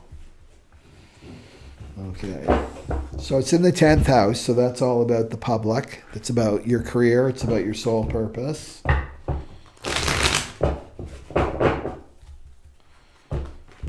And it's taking responsibility for that, Scorpio. I feel like you're being called to step up. And the full moon in Leo is going to show you where you're not stepping up. The sneakiness of the ego. So let's see the ego card here. And what do we have for Scorpio? What do we have for Scorpio? Our Scorpio friends, please. That one right there. Oh, so Scorpio. Okay. So you got the 9 of Swords, and that was part of the overall collective reading here, right? That's coming from this deep in the subconscious mind, right? And this is anxiety, it's worry, right? Worry about money. So lots of worry, anxiety, depression, obsessive thinking, right? The things that keep you up at night. That's the tarot card in the 10th house. So you may be having some worries about, could be your father too. We want to put that in your father. So it could be the government too. 10th house can represent the government, and it's this false leadership. which is dividing you. There may be experiencing some division. And this is abdicating your power, Scorpio, giving your power away. So you got the revenge card, right? And this is getting hurt, right? Being hurt in the 10th house. The 10th house. So, and it's about being wounded in the past, right? The ego says, that voice in your head, Scorpio, is telling you got to get back. Maybe you're not aware of it. This could be really buried in the subconscious mind. And so this energy, we have to remember, right? Energy wants to move, always move. And when it's not allowed to move, then it gets distorted and perverted. And how this energy gets expressed is through accidents, right? You fall down, you get in a car accident, you have some kind of illness, right? Some kind of failure, like setbacks and things. But the origins of it could be revenge. Now, I'm not telling you like to believe every word that's coming out of my mouth, but just let it percolate. Oh, is there something that I can't let go of from the past that I need to get? And the ego will let you know. Like, what can't you let go of? What constantly is creating this anxiety? Right? Like, I should have said that. I should have done that. And you can't let go of this hurt. Right? You can't let go of this hurt. Well, it's until you let go of it, like really feel it and go into that space of forgiveness of yourself and that other person, then this revenge energy will start to play itself out in your life, right? So to watch that. And it's something about being powered over, right? Maybe you gave someone your power, Scorpio, right? You gave somebody your power, you followed them, you abdicated your authority, you gave them all the authority, all the power over you, and then you got burned and you got hurt and your eyes opened. It's like, oh, they were a false leader. They were dividing me, right? Maybe dividing me from my sole purpose, dividing me from my career. I had these career goals, and then I got sidetracked with this division. I didn't receive real guidance, right? To look at this stuff and the revenge. So, what I see here, if I were to give anybody medicine, if I could give everybody like a panacea medicine, it would be forgiveness, right? Because it's the Piscean age. To forgive yourself first and let go of this revenge, because it's just going to poison you, right? This energy is going to create poison in your body, right? In your body. And to let go of that you need to give out the punishment, the justice. That's what the ego is telling you. Don't listen to this ego, Scorpio. They need to pay, and I need to see them pay. I need to see them hurt like I was hurt. Just give that up to the divine. Let the divine handle the karma, right? That's not your job. That's not your job. Like, free yourself. Yeah, so some kind of father figure that you need to do this healing with. So it could be a boss.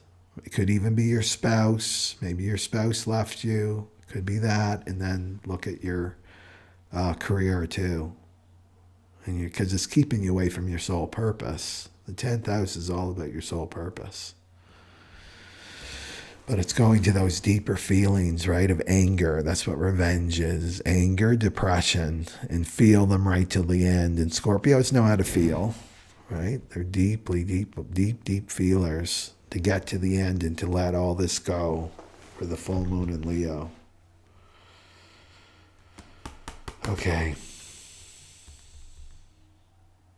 Right? Because really you're being divided. You're being divided. You. Right? Your authentic self and this ego, this division.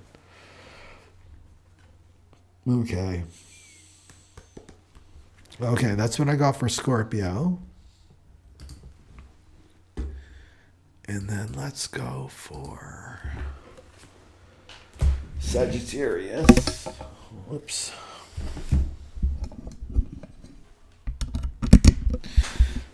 And then we'll go for Sagittarius, right there.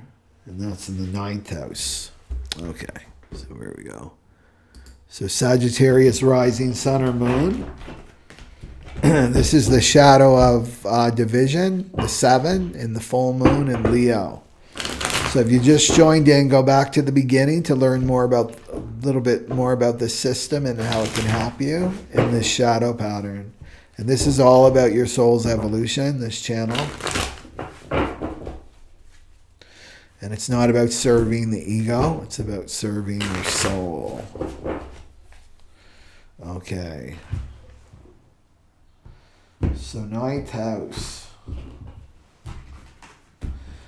Well, this could be the division could be happening around, you know, this could be a spiritual teacher. Like a false teacher, right? The shadow of division. And false teachers and leaders are always dividing. They're not unifying, right? They're fostering codependency. A dependency on you, on them, Sagittarius. Okay. What do we have for our Sagittarius friends? I just want to pick a card here. This one right here. Oh yeah, it's a spiritual teacher. Okay. And maybe it's not present. Maybe it's somebody you followed even 10 years ago. But you can't let it go. Right? You can't let it go. That ego keeps coming up. Right? Keeps coming up. That ego keeps coming up. Because what's coming up are emotions. Right? This emotional body is releasing. Right? This emotional body's releasing here. And that's connected to the 0 to 7-year-old because that's the root of it. And then the ego is right in there with the stories. Right? Right in there with the stories. So shame could be coming up. Like shame could be coming up. I feel ashamed because I followed this false teacher. That I gave my power over to this false teacher. Let's see what the ego's going to say. The ego trap card. For Sagittarius. What do we have for our Sagittarius friends? This one right here. There we go. Okay. Oh, that's perfect for the 9th house. Okay. So right away, right? The Hierophant. The Hierophant right there. That's the spiritual teacher. Yeah. So the 9th house, like the 12th house is the true spiritual house because it's the all one, but the 9 is about our beliefs. It's about communicating that. So it's less about the experience, right? The true direct experience of the divine. So it's about your belief systems, right? So this is the spiritual teacher. So letting go, right? Letting go. The full moon is going to illuminate this for you. Where you need to let go. Because remember, it's all about not giving your power away anymore with the 7, right? With this new cross of the sleeping phoenix that's coming online in 2027, with the Aquarian age coming. It's all about self-empowerment now. It's all about going inside for your own answers and not giving your power over to a guru or a spiritual teacher, right?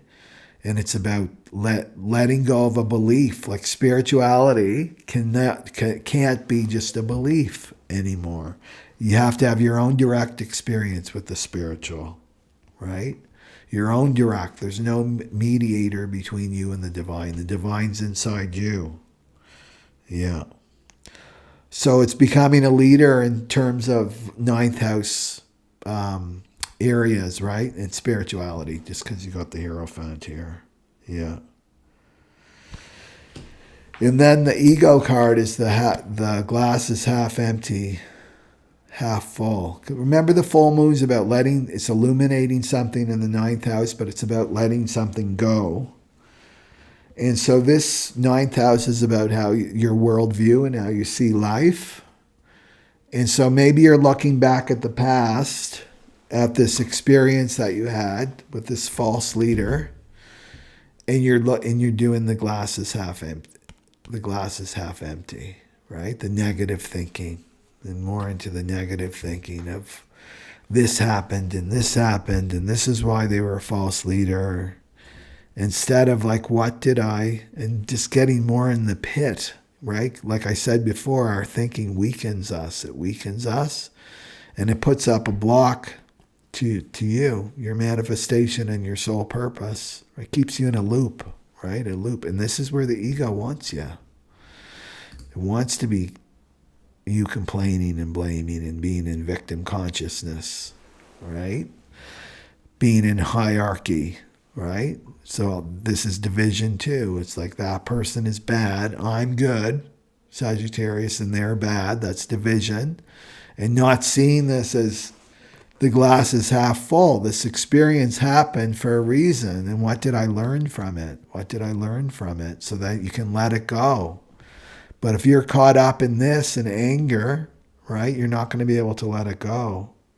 Okay, so what did I learn from that experience? Like, go to the glass is half full, right? How was it positive for me? What did I learn? How did I grow and evolve from that?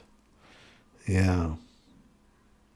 Because people can get on spiritual paths, like I talked about before, and then they realize that this path is not what I thought it was. This teacher isn't who I thought he was or she was. They're human. And then they lob bombs. They leave and they lob bombs and they stay in this loop.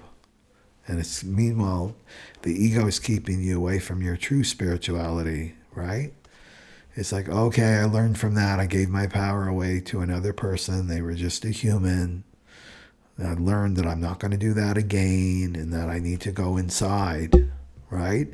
And if I don't, it's going to blow up in my face again, because it's a lot easier for the ego. The ego wants you to give your power away to another person, because then you can blame them and not take responsibility for your own choices in life. This keeps you in victim. It keeps you trapped. It keeps you in this loop. Keeps you out of this, right? To discover, oh, my true guidance is inside me. I don't need somebody else to get my answers from. All my answers are inside me. All my virtues are inside me, right? Yeah. That's what I see there, that you're being illuminated around your spirituality. Big time, Sagittarius.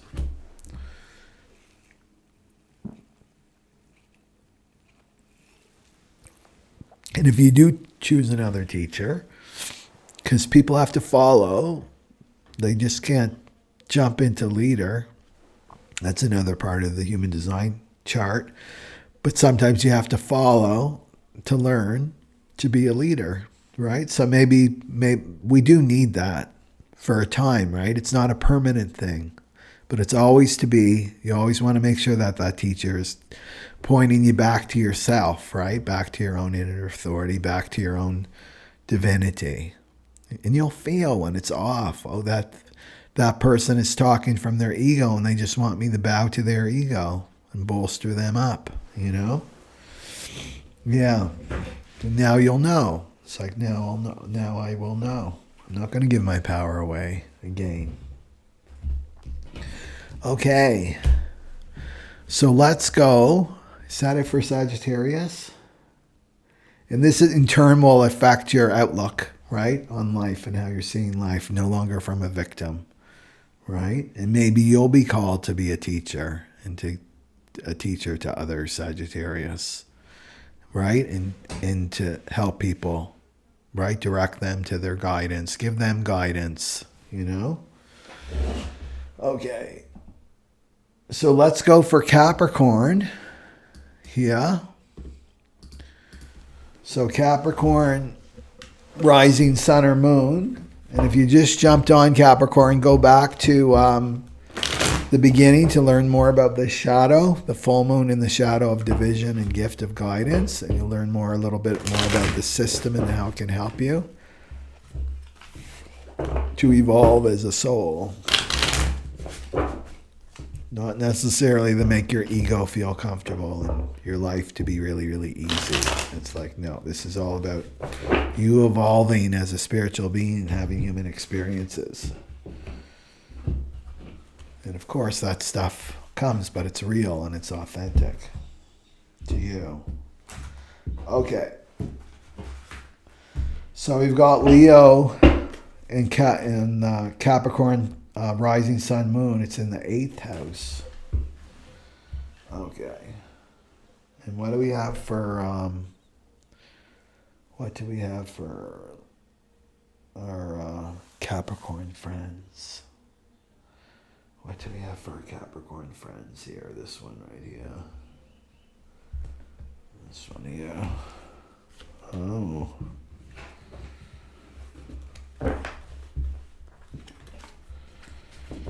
Okay. So you got the Two of Cups right there. And the 8th house is all about, in reference to the Two of Cups, it's about an exchange of energy with other people. So like sexual relationship with another person.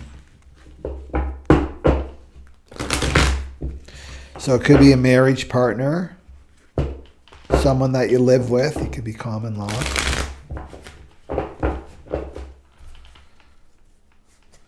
Okay. But there could be a fear, like let's go to the fear, right? So there could be a fear of intimacy. And these are the dark, right? It's like the dark house. All the phobias are there. All the fears are there.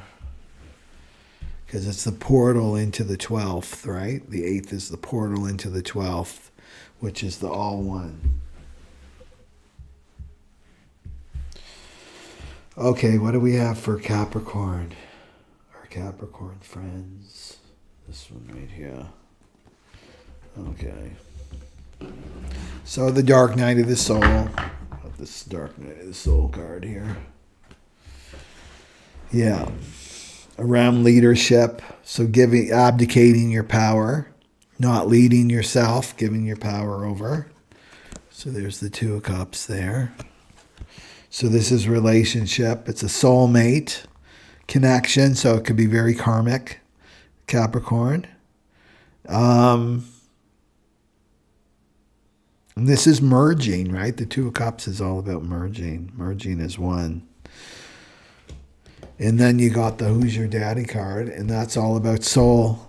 That's the Dark Night of the Soul. And the Dark Night of the Soul is the big test. It's the big spiritual test. So something's being illuminated here in the 8th house. It's other people's money. You know, it's manipulation. It's fear of vulnerability, fear of intimacy. It's betrayal, right? It's very psychological, right? It's very psychological, that house. And there's the ego, Capricorn, right? There's the ego, that voice in your head that you believe is you, that's been there since you were a child, telling you to follow me. I'll give you the guidance. I'll be your leader. Right? Which means they're pointing to somebody else, possibly, like this 8th house person, to somebody else. I'll just follow them. They've got lots of money. They're promising me security, right? And it's about a test of faith, right? A test of faith for Capricorn. And the test of faith is to choose your soul. Choose the divine, that this is your master. This is what you want leading you, not this ego right here.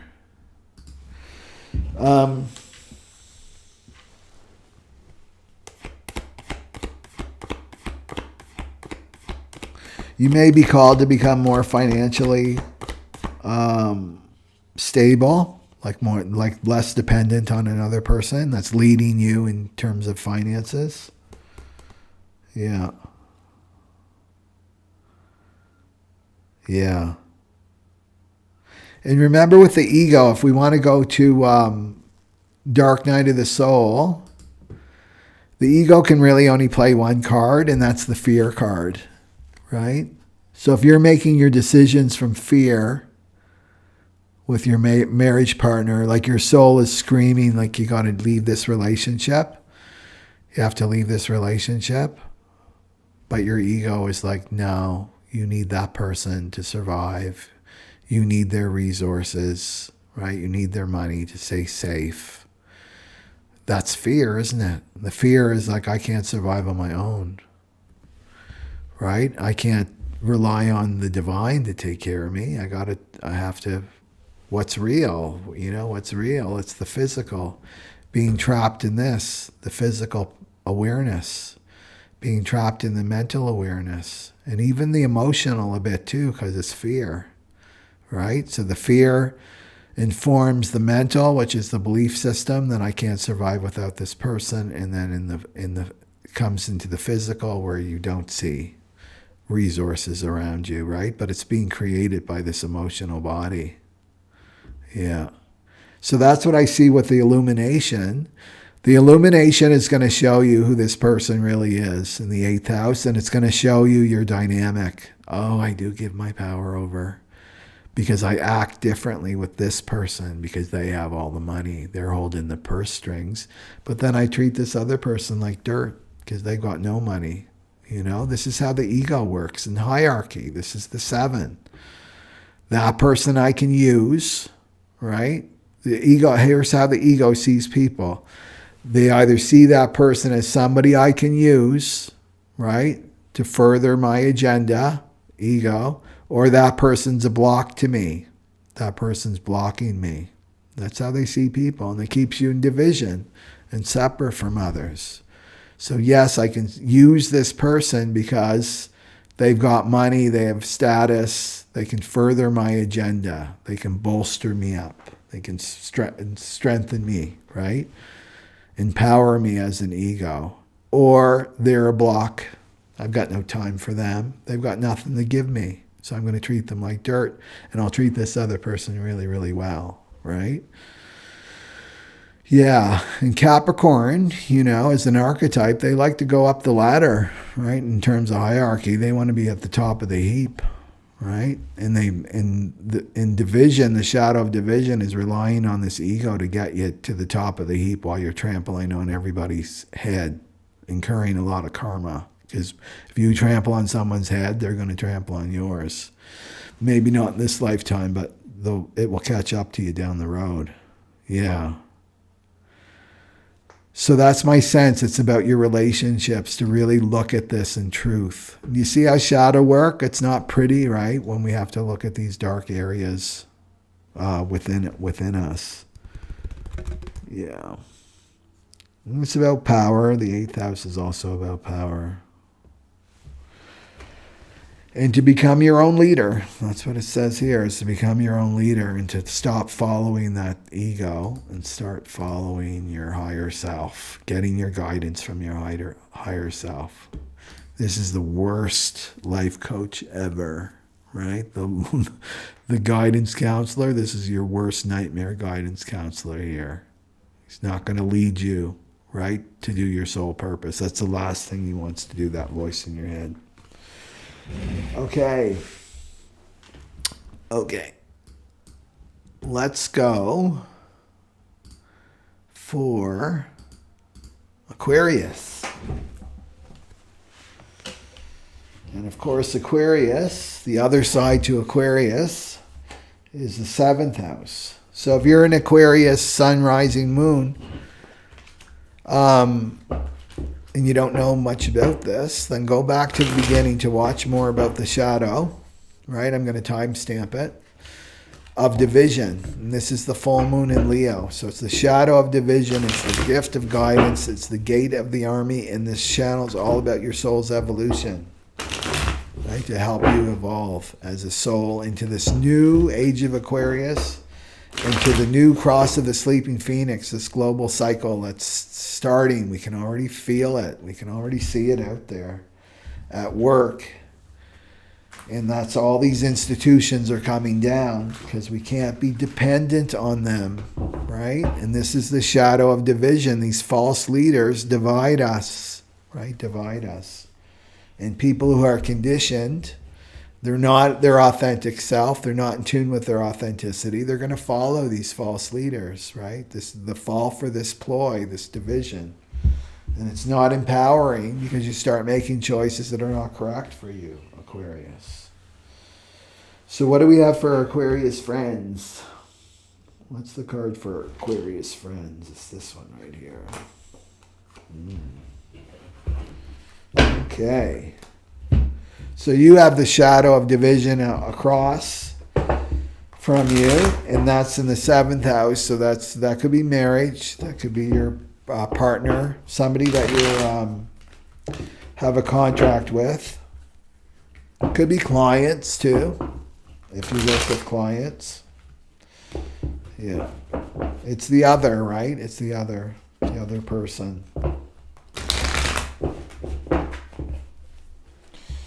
Okay, so we've got that shadow of division there, and then we have the 10 of Pentacles. So let's just do the ego card. What do we have for our Aquarius friends? What do we have for our Aquarius friends? This one right here. Blame. Okay. So Aquarius has the 10 of Pentacles. The 10 of Pentacles. And this is all about the money, the finances. It's the family house too, right? It's the family card. It's your traditions. And then you've got the blame card right there. I love this picture that's from Burning Man. This guy with a mirror on his face. Which is like when you blame, you know, that old thing, point your finger that way, finger pointing back. It's really about you. So it's so division, not taking leadership with others, maybe abdicating your power to other people. Aquarius. With your family, the 10 of Pentacles. And blaming the other. So blaming the other. So this is blaming the other is the victim consciousness. Remember I did the Venus in the 55. You can watch that to learn more about this victim consciousness. Remember that every of the 64 gates, right? 64 hexagrams, 64, they're archetypes, right? 64 shadows. They're all the root of our suffering, our human suffering. And victim is like weaved through each one, right? And that's that 55 coming over the off the solar plexus. Yeah.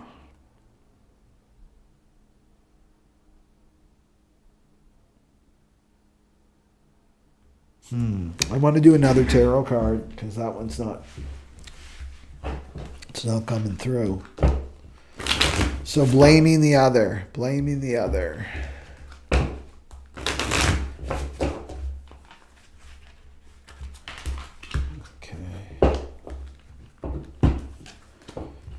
Let's see the other card for... What's another tarot card for the Aquarius, please? Tell me what the other card is for Aquarius, please. Okay. So you got the 5 of Wands. So that's conflict.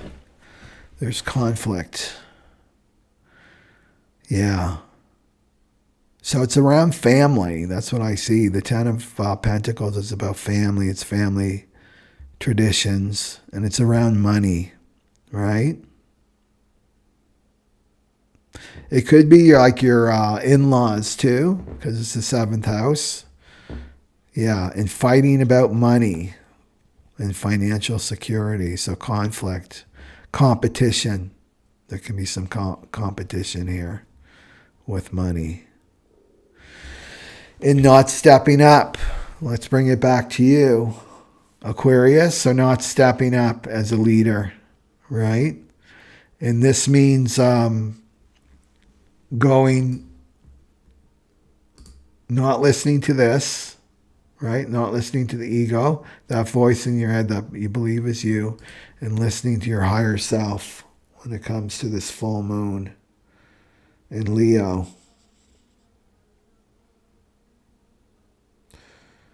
So there's a person that you're giving your power away, Aquarius. There's a person, a false leader, the shadow of division that you're giving your power away to, and it's about money and fighting. As soon as I look at that, like look no further than this, right? So to be a leader means to lead this ego, that this voice in your head isn't you, and to lead the ego is to stop feeding it your energy, like shoveling energy into that ego's mouth by giving it attention, by conflict. That's how you feed the ego. Fighting with others, keeping yourself separate and divided. Blaming, like this has nothing to do with me, it's all them. It's all them. If they only did this, right? If they would stop competing, right? It's all blaming. It's not taking responsibility for that you've attracted this into your life for a reason, to learn something. And what's the learning? It's not about the physical, the details, whatever the details are that's going on, what they aren't doing, what they are doing, the conflict. It's not about the story, right? So the interpretation of what's going on in the physical. It's the emotional. That's the source. What are the emotions that are coming up for you, right? What are the emotions that are coming up for you? Fear, anger, grief, or depression, right? What's coming up for you? That's the source of all of the attraction. And the thing is that what I say in the Phoenix program is the emotional body is attracting all the physical details that are happening in our life so that we can be empowered, right? So blaming, the ego is saying to blame, that keeps you out of your power. That keeps you divided from yourself. It keeps you away from your true power. So this is saying to step up, take responsibility. Oh, why is this happening? Why is this happening?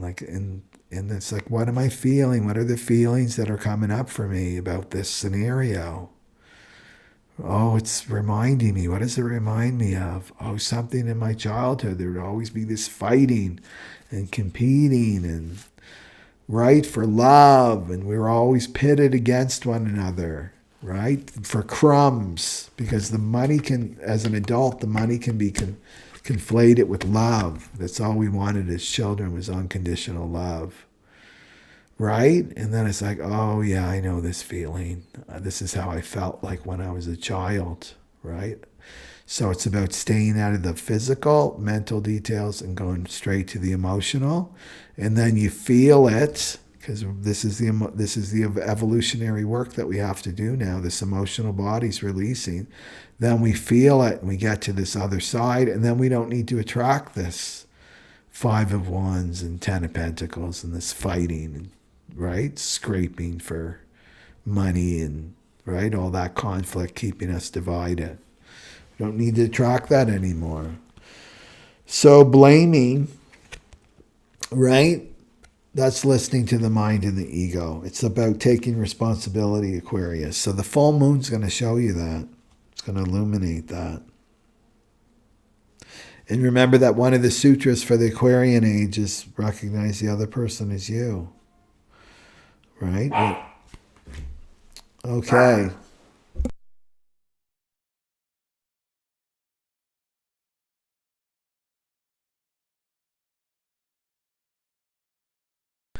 Okay, so let's go to the next one, which is Pisces. Pisces, sun, moon, or rising. So if you just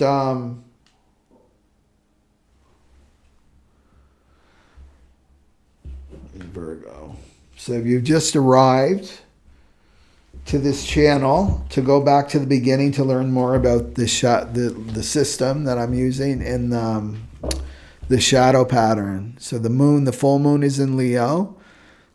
But it's also in the shadow of division and the gift of guidance, the gate of army. This is the 7. And the 4th line is all about abdicating, so giving up your power. So this channel is all about your soul's evolution. What you need to know as we enter into this great age of Aquarius, we're evolving as a species. So human design gives us a system that we can rely on. It helps us navigate through this energy that we're in right now. So Pisces. Okay.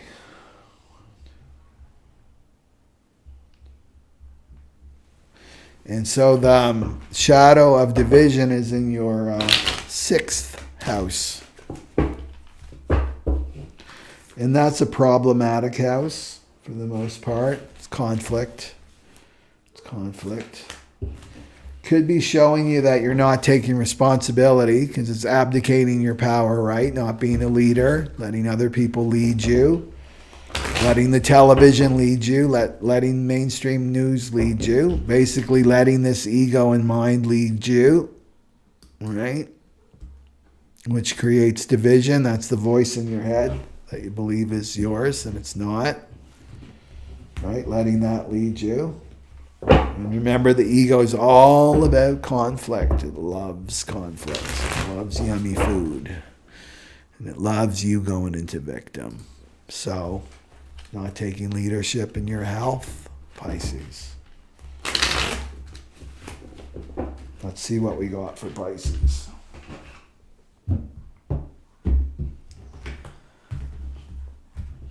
Okay. What do we have for our Pisces friends? What do we have for our Pisces friends? What do they need to see? What do our Pisces friends need to see? Oh. You got the 2 of Cups again.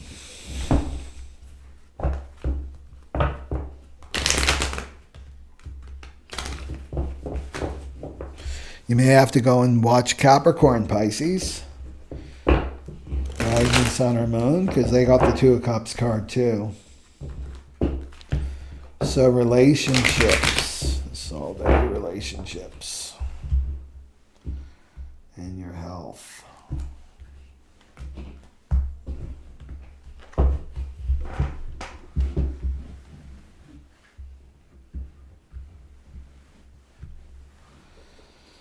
And it's Cancer, Venus and Cancer too, in the 6th house. So what do we have for, what's the ego telling our Pisces friends?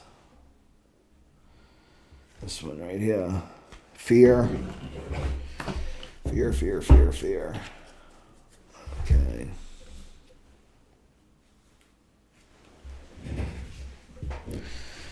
Okay. All right, so you got the 2 of Cups there, Pisces. And this is relationship. It's loving union.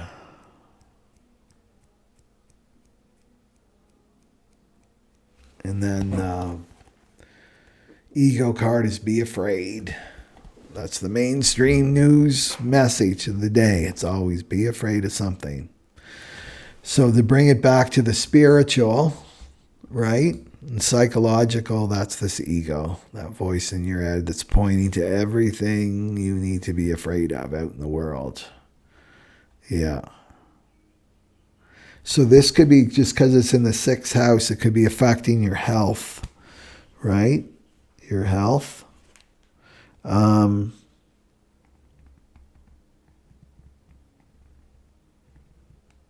I just want to do one more tarot card just for clarity here. Because it's also the house of service, just because it's in the, with the 2 of Cups. You could be using your health, your state of your health as an excuse not to step up as a leader in your relationships.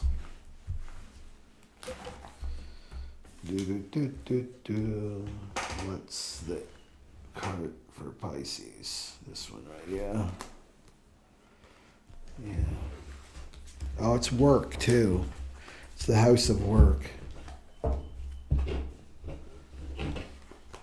Okay. Okay.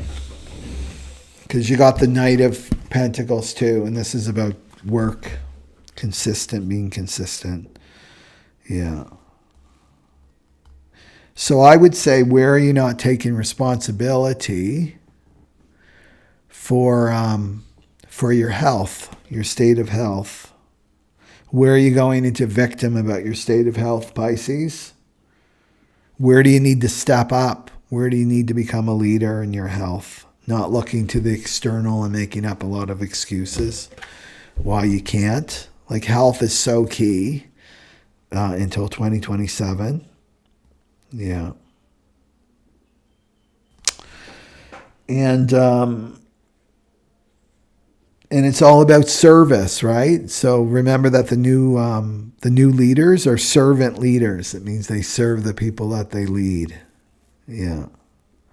So I would look too to fear, because fear can really create a lot of illness, right? This is, I'm sure you guys know this, that they're finding the emotional, to illness, that there's an emotional root, right? So remember, with fear, it's just fear is a frequency moving through the physical body. But when it's suppressed and denied, right, then it becomes a problem, right? And the sixth house is problems. It's like the problem house. Yeah. It's really interesting about the relationship, though. There were relationships in the sixth house. It's your day-to-day habits. It's about service. It also, with Virgo, can be masochism too.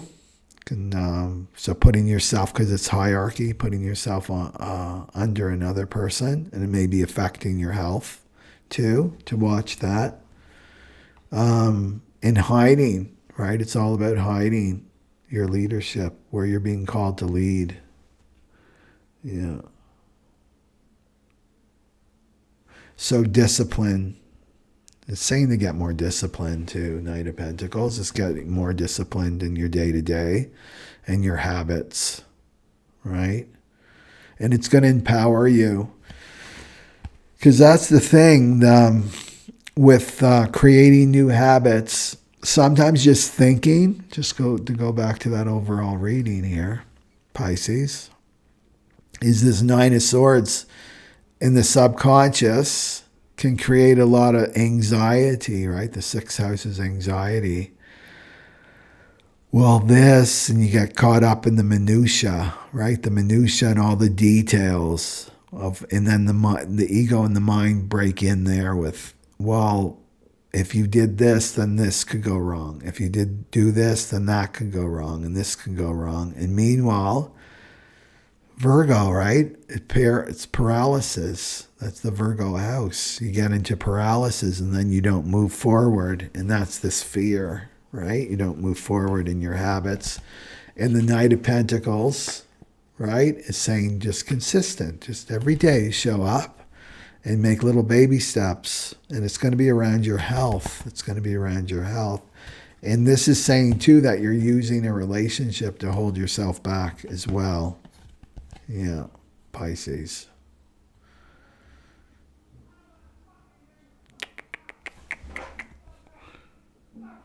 That's what I see there. Okay, let me just take a...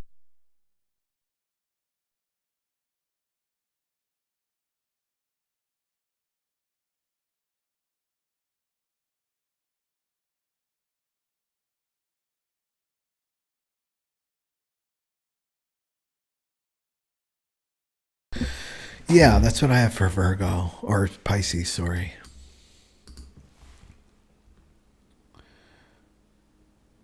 Okay. Pisces, Pisces, Pisces. Stepping up. Okay. So let's go for, so we're going backwards, is Aries. There we go, Aries. And Aries, of course, is in the 5th house. So the shadow of division, the gift of guidance. This is the full moon in Leo in your 5th house.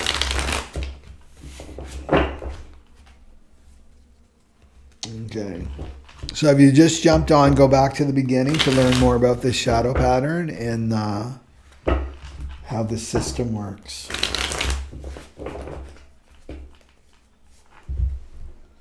Okay. So this is Leo's house, right? So this is creativity, it's the inner child, it's confidence, it's having the confidence. What do we have for our Aries friend? What do we have for our Aries friend? This one right here. Okay.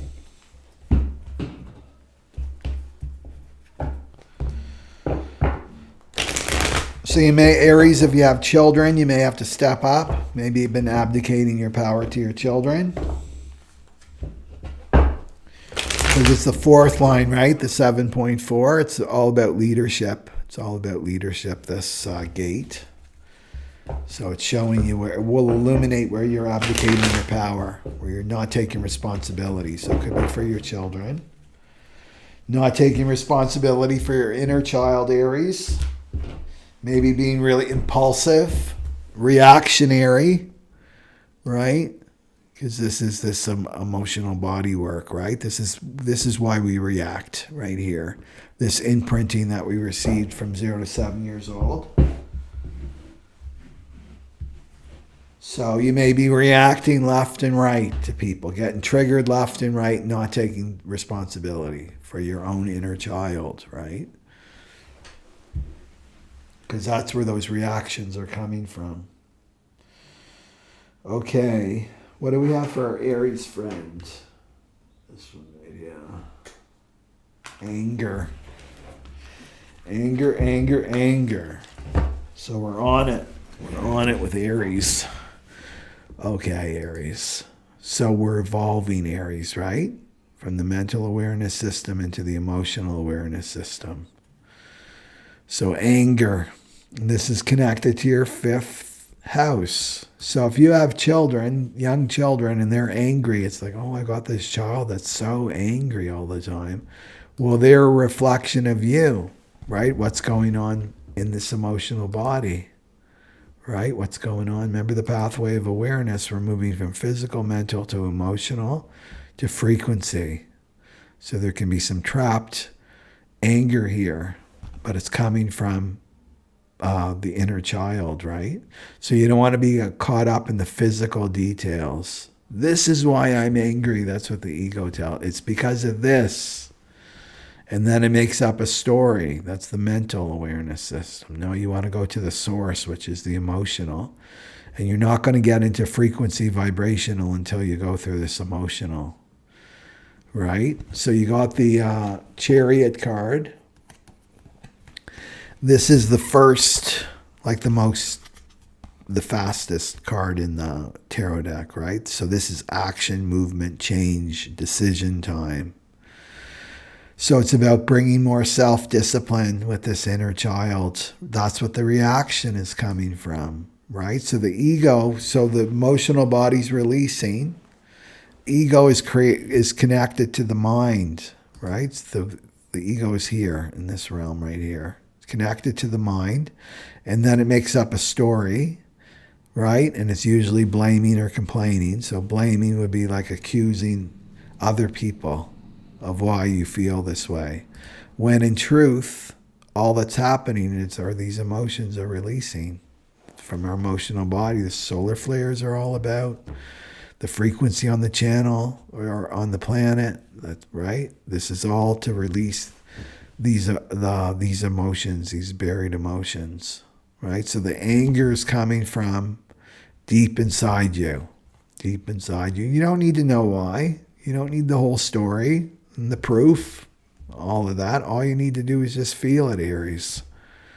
Yeah, and really, why are we angry as children? Because we weren't loved. We weren't loved unconditionally as children. We weren't accepted for our authentic self. We had to become somebody else so that we could be loved. We compromised ourselves, right? But that anger doesn't go away, right? We spend our life trying to live up to what would give us unconditional love. We created these false personalities so we could get this unconditional love. Masking is grief. Right? So we're going through there. There's anger, then there's fear, and then there's grief, and then the spirit awareness on the other side. So this is saying it's time to move on. It's time to move on from this inner child. Not to move on completely, because the hurt inner child is going to morph into the divine child, but it's time to move on from this old way of being, like reacting and blaming everybody else for how you feel. Yeah. And you want to ask yourself, the Chariot asks, like, who's driving your life? Who's in the driver's seat? Is it your inner child, your hurt inner child, or is it you, the spiritual adult? You know? And so what is underneath, like the higher frequency of the 5th house, is like creativity and playfulness, all the Leo stuff that we love, right? Yeah. So that's what it's saying. It's time to step up, not to abdicate your power. Yeah. So it's either well, let's just stay with the root. Even if you have a child on the external that's angry, it's really about you. Yeah. Yeah. So time to get the balls rolling, the Chariot says, and to move on. So this will be illuminated for you. And that's the great thing about the full moon. It shows you what you need to shed. You know, and this is why we need to meditate. We need to have a daily spiritual practice, whatever that is for you, so you can create this relationship with the ego and the mind. Okay. So let's go for Taurus, rising sun or moon. And so if you just joined on Taurus, go back to the beginning to learn more about this shadow pattern. You see the full moon is in the 7.4. Well, that's the shadow of division. It's the gift of guidance. And this is all about leadership. The 7 is all about leadership. So with you, it's in your 4th house, Taurus. I'll just get some cards just to get clear. So let's talk about the 4th house. This is your home. It's your roots. So it's your family. Family roots. It's your mother. And it's very personal, right? It's your emotions too. Ruled by the moon. Okay. Well, let's see.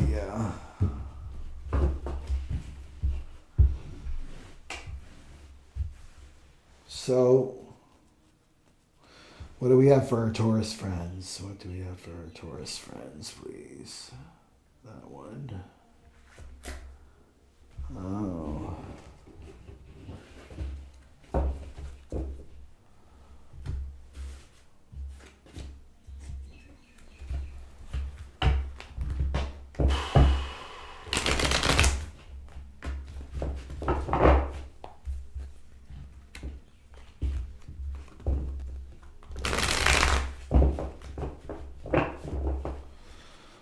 Okay. So you got the 4 of Swords.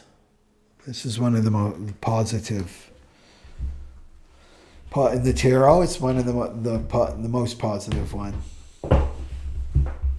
Beside the Ace of Swords. So it's all about rest. Okay. Okay.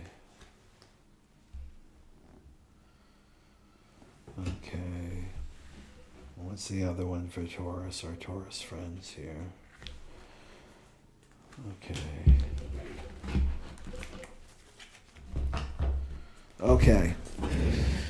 So resting. So becoming the leader. It's all about becoming the leader in your home with your emotions. So it's going to bring up old wounds from childhood, Taurus, right? From the 0 to 7-year-olds, because it's the 4th house is ruled by the moon, and it's all about your mother too, your relationship with your mother.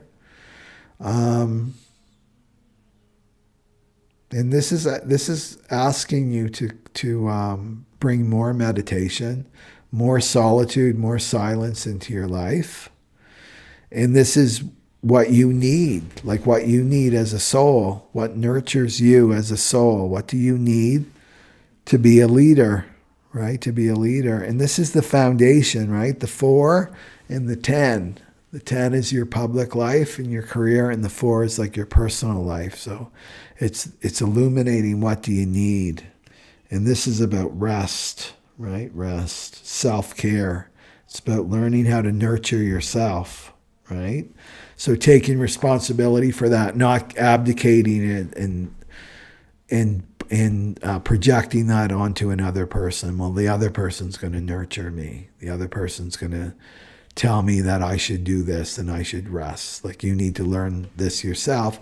And so, especially if you're a projector, right?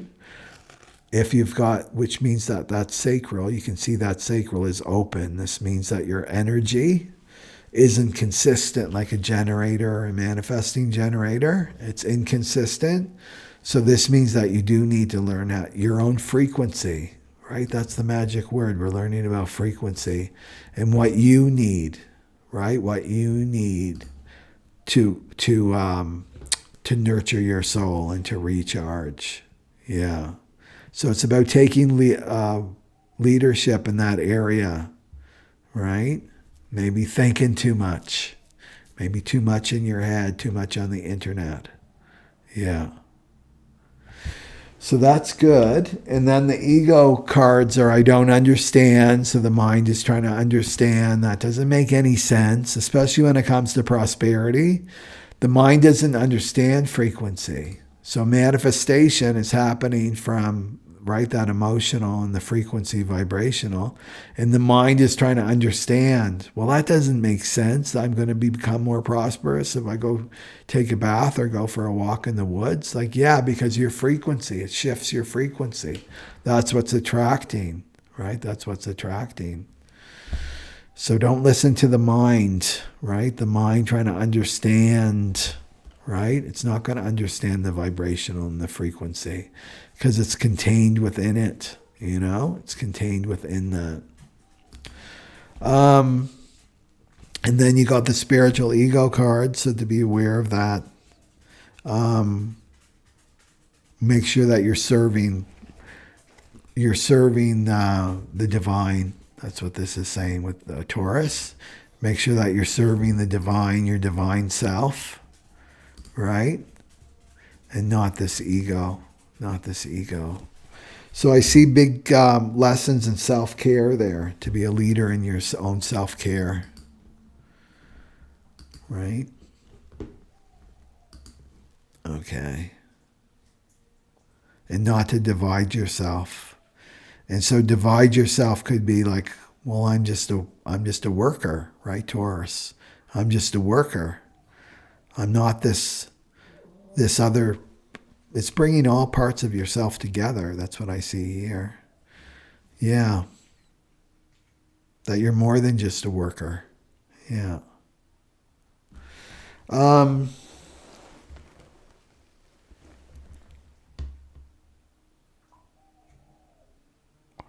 So just some questions to ask, Taurus, to yourself is, how can I bring more meditation, solitude, and silence into my life? This is going to nurture. And remember the 4th house, right? It's the emotions. There's a lot of wisdom here. We haven't been taught this. There's a lot of wisdom in emotional awareness. This is what's coming online, the spirit awareness. So this is about quieting the mind so that you can really feel what's going on for you, Taurus. You know? And so Taurus is all about self-reliance. It's all about self-worth. So digging up any areas where you don't feel worthy, that you didn't, right? You've been imprinted from 0 to 7 years old. Right? Maybe you've been taught that you're loved if you're a doer. You weren't encouraged to be a beer, like just to be. You were encouraged to be a doer. Well, that's going to bring up pain in the emotional body because you weren't loved for just being yourself, you know? Yeah. And spiritual ego can spiritualize things, make it sound all good, right? That ego can get all sneaky and have the spiritual talk, right? And meanwhile, it's keeping you away from your authenticity, right? It has all the great language and all the great words, but you got to feel it. Is that correct or not, right? Is it appropriate for me to completely be divided from my physical body, you know, and just be in my mind? Because I have this noble pursuit, you know? So to watch that and dig that up, and no worries, right? With this full moon, it's going to illuminate. It will illuminate all these dynamics for you in the 4th house, where you're divided, where you're giving your power over, where you're not stepping up and taking responsibility for your home, right? Yeah, for your home and your emotional body. Okay, that's what I got for Taurus. So let's go for, we did Aries. Let's go for Gemini. Gemini.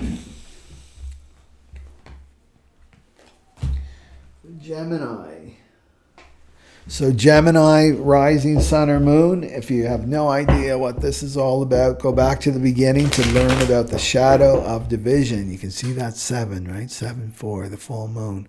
Shadow of division, gift of guidance. It's the gate of the army.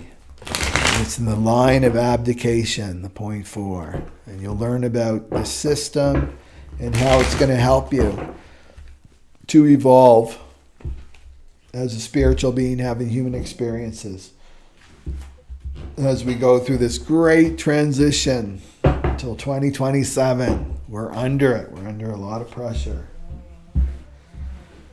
So Gemini, the shadow of division, is in your 3rd house. And let's see what the ego trap is for our Gemini friends. Okay. So this could be siblings. You could be having. So what's going to be illuminated for you is what's keeping you back from stepping up into leadership, becoming a leader of your own life. Right? So 3rd house is thinking. It's your siblings. It's how you communicate.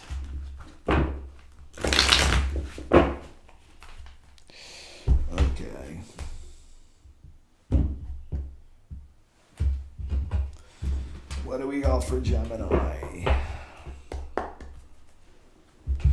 What do we have for our Gemini friends? We're going to pick a card here.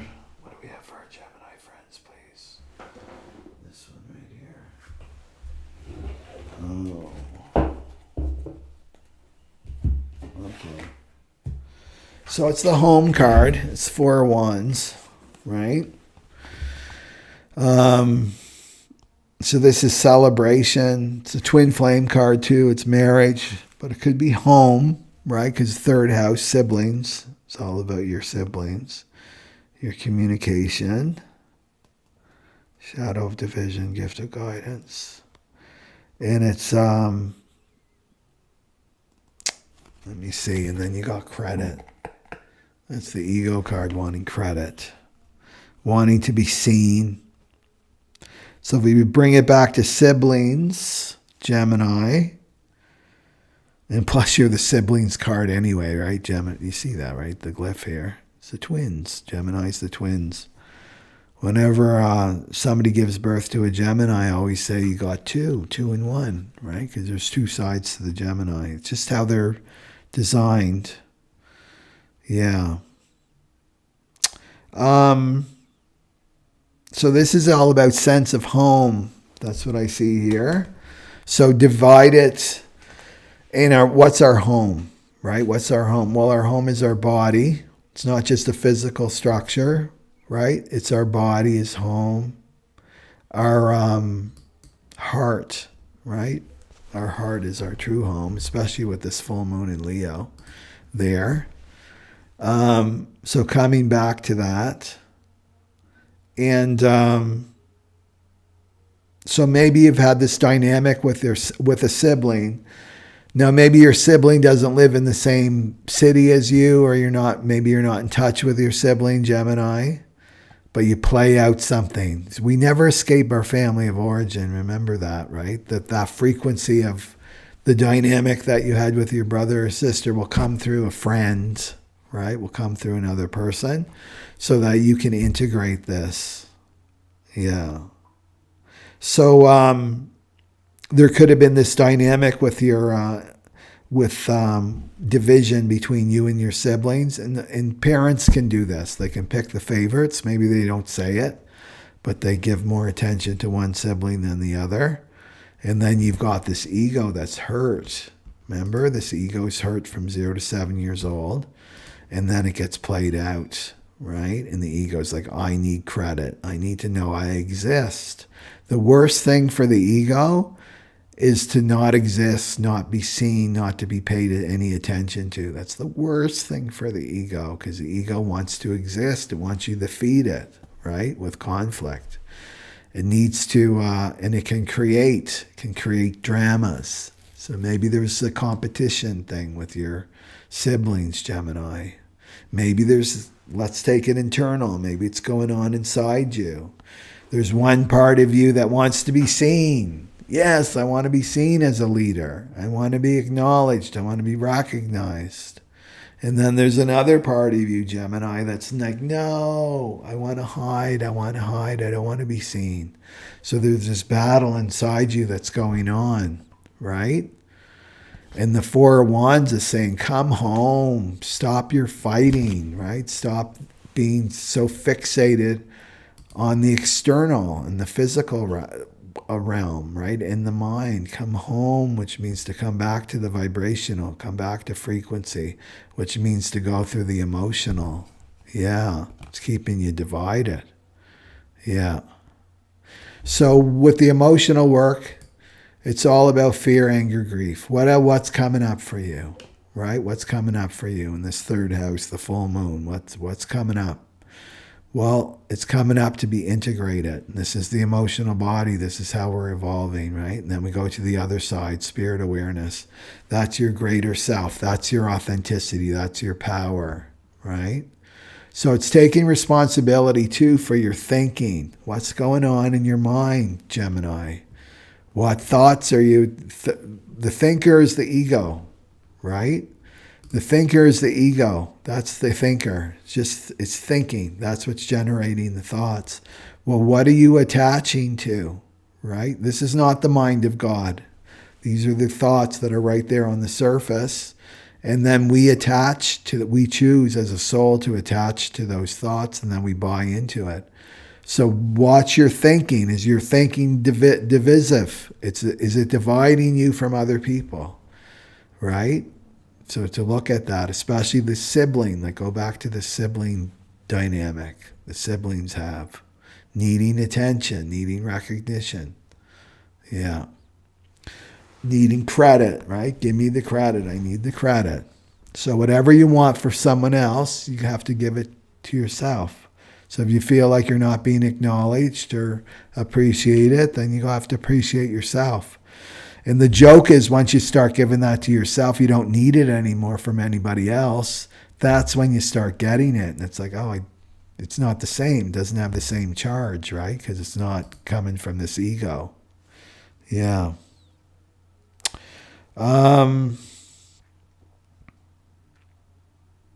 Yeah.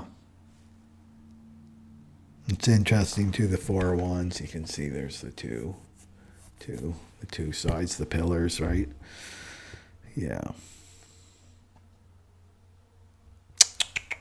Anything else for that?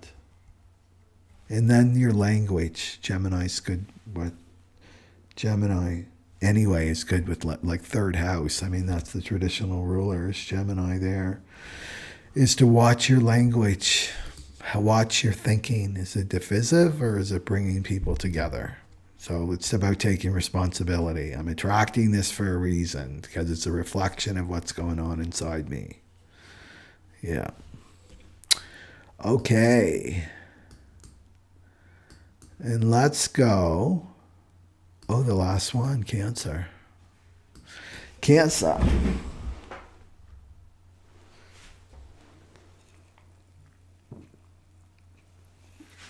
So Cancer, rising, moon, or sun. If you just joined on and you're like, what is all this about? Well, go watch the beginning and we'll give you a little breadcrumb about what this system's all about. And then the shadow, what's the shadow all about? So you learn more about it. So the 7.4, that's the full moon in Leo. 7.4, that's the shadow of division, the gift of guidance. It's the gate of the army, and it's the line of abdication. So this is all about leadership. And it's all about where you're abdicating your power, where you're giving your power away. And remember the cross of the sleeping phoenix that's coming in on 2027, this next 400-year cycle. There's no time for that. We have to change our way of being, right? Our way of doing things has to change, and that means we have to let go of this tribal consciousness, which is tit for tat. You do this for me, I do this for you. That's ending, right? All these institutions are coming down. So we have to become more self-reliant, less codependent on these institutions. Okay, what do we have for our Cancer friends? What do we have for our Cancer friends, please? That one right there.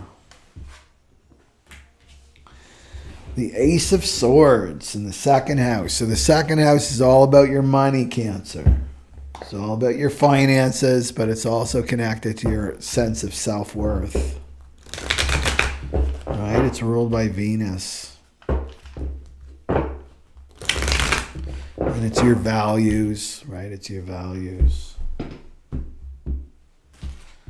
So let's see. So you're going to get a new vision, Cancer, for this full moon. And what's the ego trap card for our Cancer friends? What's the ego trap card for our Cancer friends? It's that one right there. Okay.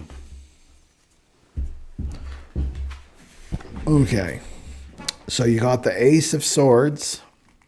This is a gift from the divine, right? And just to remind you, the overall reading, the collective reading, the tarot reading here, we had an eight. This is how to behave, what actions we take in the world. That's Ace of Wands. This is inspiration, right? So that's the feeling, the zing. Yes, this is it. This is where I'm going. I'm leaving this Nine of Swords behind. I'm following that Wheel of Fortune forward. I'm not getting trapped, not falling for the money trap. I'm following my inspiration, that zing inside me. Well, Cancer gets an added bonus. You get the Ace of Swords. You actually get the mental, the thoughts, right? Start zinging. And this is about new vision. It's mental clarity, right? It's breakthrough. It's truth. Look at that sword going right up to the crown, right? The crown chakra. Yeah. So what new mindset do you need? And it involves your second house. It involves your relationship with money and your relationship with your own self-worth. That's got to change. How can I turn these inspirational ideas into action? And where can I reach greater mental clarity? Well, you just quiet. You quiet the mind, right? Which means not to be listening to this yabbering by the ego, the not self in your head. It's quieting that, like going deeper into your meditation, right? And listening. It's listening. The 13 is the programming partner of the 7. It's about listening to your deeper self for these mental clarity. But the full moon's there, so it's going to illuminate that for you, right? And it's about getting clear on what you want. This is deservability. I deserve all good things. What would happen if you said that to yourself? I deserve all good things, Cancer, rising sun or moon, right? So, yeah, And it's all about stepping up, right? It's all about stepping forward and believing in yourself. That's what the second house is about too, right? Believing in yourself, that all the resources you need are inside you. And then they got the nasty ego lashing out. Yeah. So emotionally triggered, when you're emotionally triggered, so it could be around money and finances when you're emotionally triggered, because it's going to bring up fear, survival stuff, right? With the physical, right? This is the pathway of awareness Cancer. We're moving from the physical, mental, emotional, and then back to the frequency. Well, the physical can bring up a lot of fear. And this is money, right? Money is so fear is a frequency in the body that just wants to move. Yeah.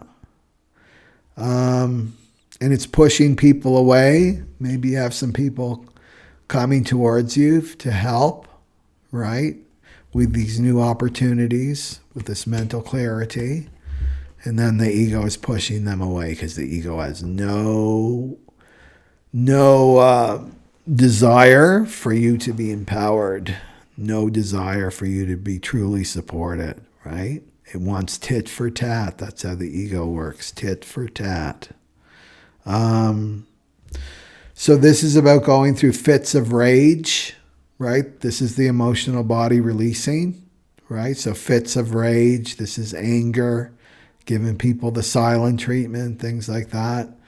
And the mind is making up, the ego is making up all kinds of stories why I should cut that person out of my life or give them the silent treatment because of how I'm feeling. I'm going to blame that other person for how I'm feeling. When in fact, the truth is all that's happening is this emotional body's releasing, right? It's releasing some anger that you've been blocking, and it goes back to here, 0 to 7 years old, right?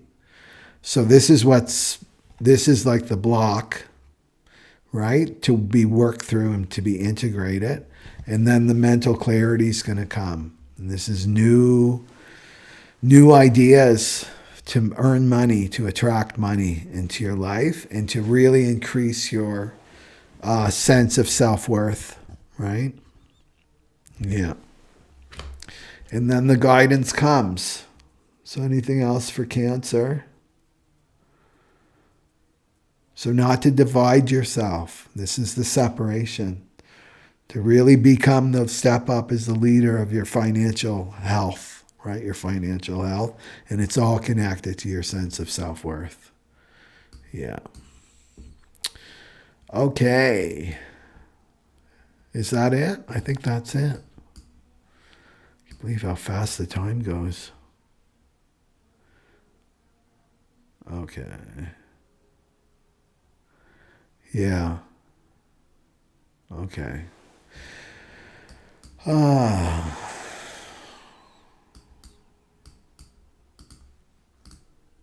So there we go. I thought I had another. Oh, I have another card. Here we go. Just as we, right here. So just a reminder that you can follow me on Rumble. I'm on Rumble. I finally connected to that platform, Telegram, Facebook, and Instagram. And all the links are in the information box. And I just post uplifting, kind of funny things. I let you know when the live streams are, things like that. And then the best way is my newsletter, to sign up for my newsletter. And that's that.